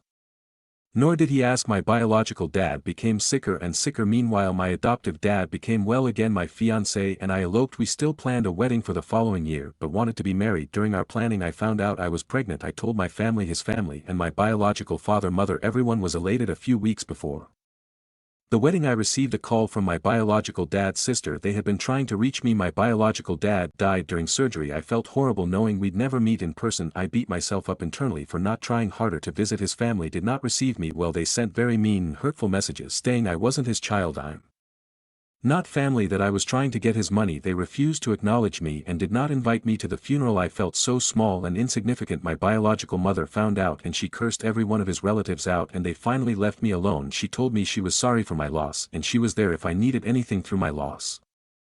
I gained her acceptance and we speak more frequently even over the phone. I still have guilt because many of my biological father's relatives hate me for not giving him my kidney and I have guilt for not seeing him or at least getting tested for a match. I hold this guilt, but should I have gotten tested and tried to ease his pain? Am I in? Stories number 49. Am I the asshole here for breaking up marriage plan due to his plans of making me housewife and a bang maid? I am 29F who has done well in life and is earning a 6-figure salary. I own my home. I am a head nurse and working at reputable government hospital. I have had a couple of boyfriends, but we couldn't marry due to some circumstances that were out of control. One moved out of country and other one's mom didn't like me and the community I belonged to. We broke up because we didn't want long-term fights and we didn't see a nice future. He was love of my life. Finally, I agreed to arrange marriage setup now and matched a guy. We have had year of courtship and fell in love, so marriage was next year. Now this guy is super rich and his family and him started saying I don't need to work and he will give me as much as money to spend. He wants me to handle household. Note, we have multi-generational family homes, so his parents would have lived with us too. I told him it isn't possible for me. I worked hard to reach this level in career. I told him I don't want to be his bed warmer and housemaid. I have immense respect for housewives but I don't want to be one. His parents started being passive aggressive. I ignored. Finally, few days back we had huge argument during weekend lunch at his house. His mom said today's girls are so tough and don't value family values. I disagreed. I value family a lot, but that doesn't mean I want to be like previous gen women who sacrificed everything to be seen goddesses in society. I have seen my mom sacrificing so much which I don't want to. I left and after thinking for days I told my parents this won't work. They were shocked and sad because it would cause a loss on reputation of family, but I stopped eating and they agreed. After seeing my condition we broke up and his family is mad that how a girl from my background can reject a rich guy like their son. They tried to ruin my reputation. I made a public post on Insta and Facebook with screenshot of chat where I was being pressured to leave job and now I have full support. Now they are calling me and my parents and threatening us etc. I don't care at this point. If a man has to come he will, if he doesn't I will adopt a kid in future, but I don't want to be someone's doormat. With this job I have gifted myself and my family foreign vacations, decent cars. I don't want to be on mercy of some man. My only regret is that he could have told me from day one but made me fall for him and wasted a year. He said he found me attractive and so he went for me. I feel weird. Am I the asshole here for breaking his heart and ruining his reputation? Edit to add, some relatives are saying I am leaving a millionaire. I don't want to be stuck in golden cage. Stories number 50. If I cut off my sister over a parenting disagreement. My 27F sister 29F and I have a gaggle of children. The issue happened a couple months ago when her 4F got twine in a stick and choked my 5M. My husband 32M found 4F choking and trying to drag 5M while he begged her to stop. Husband separated the kids, checked son's vitals, brought him to me cooking and doing dishes. Then went outside to calm down for 5 minutes. I notified my parents and asked it to be addressed. When husband was calm, the contraption left markings on 5M's neck for the rest of the evening. 29F is pregnant. She is usually pretty sick during pregnancies and traveled from out of state for respite right as we were about to bring it up. 29F announced she didn't feel well and needed to lay down, told our mom to watch her kids, and went upstairs. I wanted her back but was told she needed rest. Our dad handled the discipline. My parents offered to talk with her about the situation later that night. My family started loading the car to leave. 29F ran outside to say goodbye. Husband and I were still angry and didn't say anything about the issue because we wouldn't see 29F again for several months. I thought it was better to leave on a positive note. Additional context: while serving the kids dinner during the 5 minutes husband was outside, 4F was talking about bad voices in her head. Her 6M brother kept saying to listen to ones that talk about Jesus. 6M went off on a tangent about blood circles and hurting people with them earlier in the trip. I watched 6M hold 1M nose and mouth because he can't scream if he can't breathe. When 29F asked him to help the Bob stop crying days after the incident, we learned wanted 5M to come play with her instead of 6M. She choked him to force her way. In the time since then, 29F and I got into a huge argument about it. 29F doesn't trust me with her kids. I'm insistent on house rules so something like this doesn't happen again. Her kids are physical beyond normal kid squabbles. 29F and I can't agree on those. She insists the choking wasn't that bad, couldn't have hurt 5M. And I go to therapy for being too angry about my kid getting hurt. I don't want to reconcile the relationship if we can't feasibly get together. Would I be the asshole? TLDR, sister's kid choked mine. We're not on speaking terms in the aftermath. Do I cut her off? Stories number 51. I, F22, cancelled my wedding with my fiancé, M29, because of a rumor. What can I do next? Me and my fiancé had our wedding planned for next week, since it was always my dream to be married in December and close to the holidays. We have a good relationship. We met in college. He was just about to finish his last year while I was just getting started. I've always felt in love with him and he would tell me about the same. He proposed to me about a year ago, after being together for 3 years.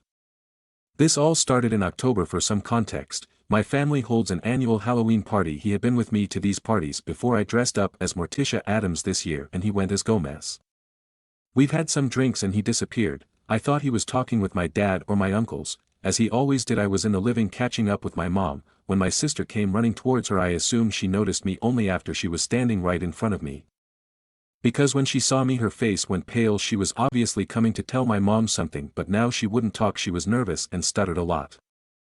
After much pleading for my part, she told us that she saw my fiancé kissing with one of my cousins. I froze, and my mom immediately shut my sister down. They tried to tell me that there was a chance she saw wrong, since he was wearing a suit, and many other family/friends were wearing that same suit. I believed them for the time and my own sake. I haven't been able to shake that thought off my head. It had literally been eating me inside. I confronted him last week, told him what my sister saw. He immediately became defensive, and even threatened to go talk with her. I stopped him, but I said I would talk to my cousin about this. He started panicking, saying that he would take care of it. But I went behind his back and talked to my cousin. She denied everything and looked offended. I apologized and moved on. I still couldn't shake that off my mind. It was until this Friday that I couldn't handle this feeling I had. I took a suitcase, moved to my best friend's place and called everyone telling them the wedding was cancelled. It was a shock to most. My fiancé has been calling me non-stop for 3 days. The only call I took was from my cousin, in which she simply told me I was overreacting and being a child over an already paid wedding. I feel awful. I have this feeling that I'm doing the right thing, but everyone tells me that I am acting like a fool. Stories number 52. I am happy that I was a loser in custody case after divorce. Hi. Made and throwaway Reddit account as I am paranoid that someone will recognize me. Also, sorry in advance, English is not my first language. So I had a nasty divorce around 2 years ago, she cheated, and as we had a kid, we had to fight for the custody. Sad reality is, that in most of the world being a man equals you lost the case, at least in my country the mother has to be homeless drug addict to lose even a bit of custody and even then it is iffy. Of course, at first, I was devastated that I was suddenly the weekend father, but with time I got used to it and have to admit that I am today in situation that I actually like. I get to be a parent to a kid that I love while doing only the fun stuff. As the kid that has school now, I can be with the kid only on weekends and school holidays, so the court made schedule where I get half of weekends and most holidays. That means that even though kid is with mother most of the time, she spends more vacation days with me. That all results as situation where mother gets all the hard things and I get all the fun. Sure, I buy her stuff like clothes etc., but have you ever had to do homework with kid that does not want to do homework? Even though I pay some child support, our country has pretty good system where you pay based on how much time you spend with the kid. That number is pretty low for me. Spending 30% of the time with kid means I pay under 50% of minimum amount. If anyone wonders how it works, I can explain in comments. All my weekday evenings and half of weekends are free while I can give my 100% attention when I have the kid. I am highly motivated to make every day with my kid best day ever, while I can have endless amount of personal time when she is with her mother. Of course, having functioning family with kid being here full time would be perfect, but I have to confess, I kinda like to be a part-time parent while I can also be unresponsible adult that gets out of bed after 11 a.m. because it is not my weekend with my kid, so I can be as lazy as I want. After that nasty divorce, I don't want to ever go through all of it ever again, so no more kids for me. Is it terrible? Stories number 53. I finally have one. Cousin's wedding attempt. So I was invited to my cousin's wedding. I have no idea why, as the last time I saw her she was 10, she's early 20s now. When I got there an older cousin filled me in and oh boy. This is their third attempt at getting married because they break up every few months, but she wants to be a trad wife and already thinks she's too old. On the topic of trade wife, she pays all the bills, cooks, and cleans. He just got out of the military and sells candles on Etsy. She isn't allowed to touch that money. The groom has 100% been lying to everyone about his military service. My spouse is also Air Force, and the panic on this man's face when SO started asking real questions. He's been telling everyone he is a medic, he's a medical receptionist. Groom showed up 1 hour late to the rehearsal because he and his buddy needed to charge the Tesla. They are roommates y'all. Bride wore a very nice dress with hair and makeup done. He was wearing shorts and a t-shirt during the rehearsal. His own family asked if he was going to even show up / be sober at the wedding. The speeches, oh god, the groomsmen both talked about partying and getting laid with the groom. His brother also gave a speech that was also basically, remember getting fucked up as kids. The one speech for the bride was, God I'm so single and lovely, totally cool that you're married though. The groom's vows started with him talking about swiping through Tinder. I'm sure I'm forgetting some stuff, but this was my first messy wedding open bar though. Stories number 54. Wibta, if I tell my dad I don't want to spend Christmas with his family. Hi guys, I hope you all had a good Thanksgiving. I wrote my first post and posted it in a rush and I tried answering comments before I logged off. I'm sorry if I missed someone. I really appreciate all of you and your advice. Also, I didn't know you're not supposed to post the story to multiple subs. My best friend told me to look up her fave YouTubers' subs after I posted on Am I the Asshole Here. She's a big Dusty fan, and after I fell down the rabbit hole of the Whitey page, I'm now one as well, so I have her to thank for that, lol.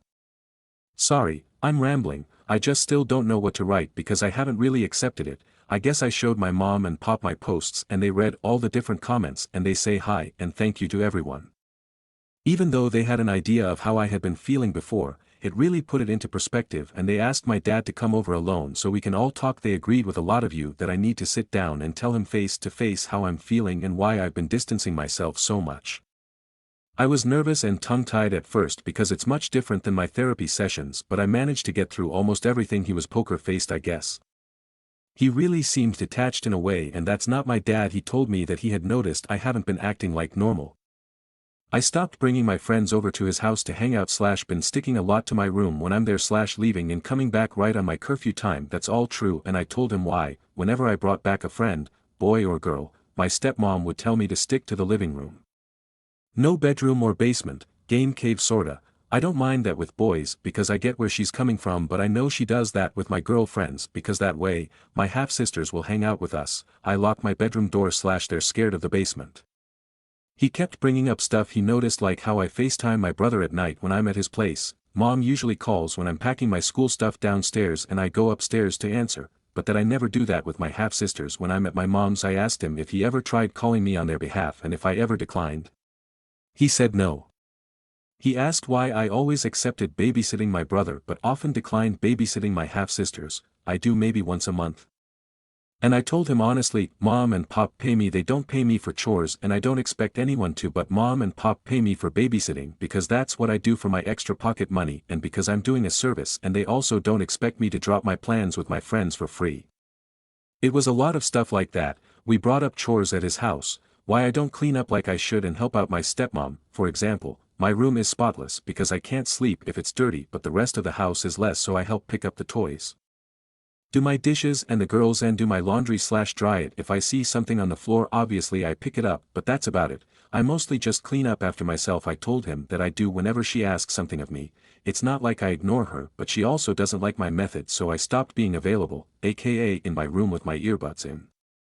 Mom and Pop didn't really interfere because the conversation was almost robotic in a way. I don't know how to describe it, but it didn't feel like Dad, and I was expecting disappointment or maybe hurt or him to at least try to argue with me, but he didn't. When we were done, he asked me what I wanted to do, and I was tearing up at that point because I didn't know if we had fought. At least I could have said sorry and we could have worked on it to make it better, but we didn't. He asked me if I wanted to stay at Mom's full time. I told him yes. He asked if I wanted to skip Christmas.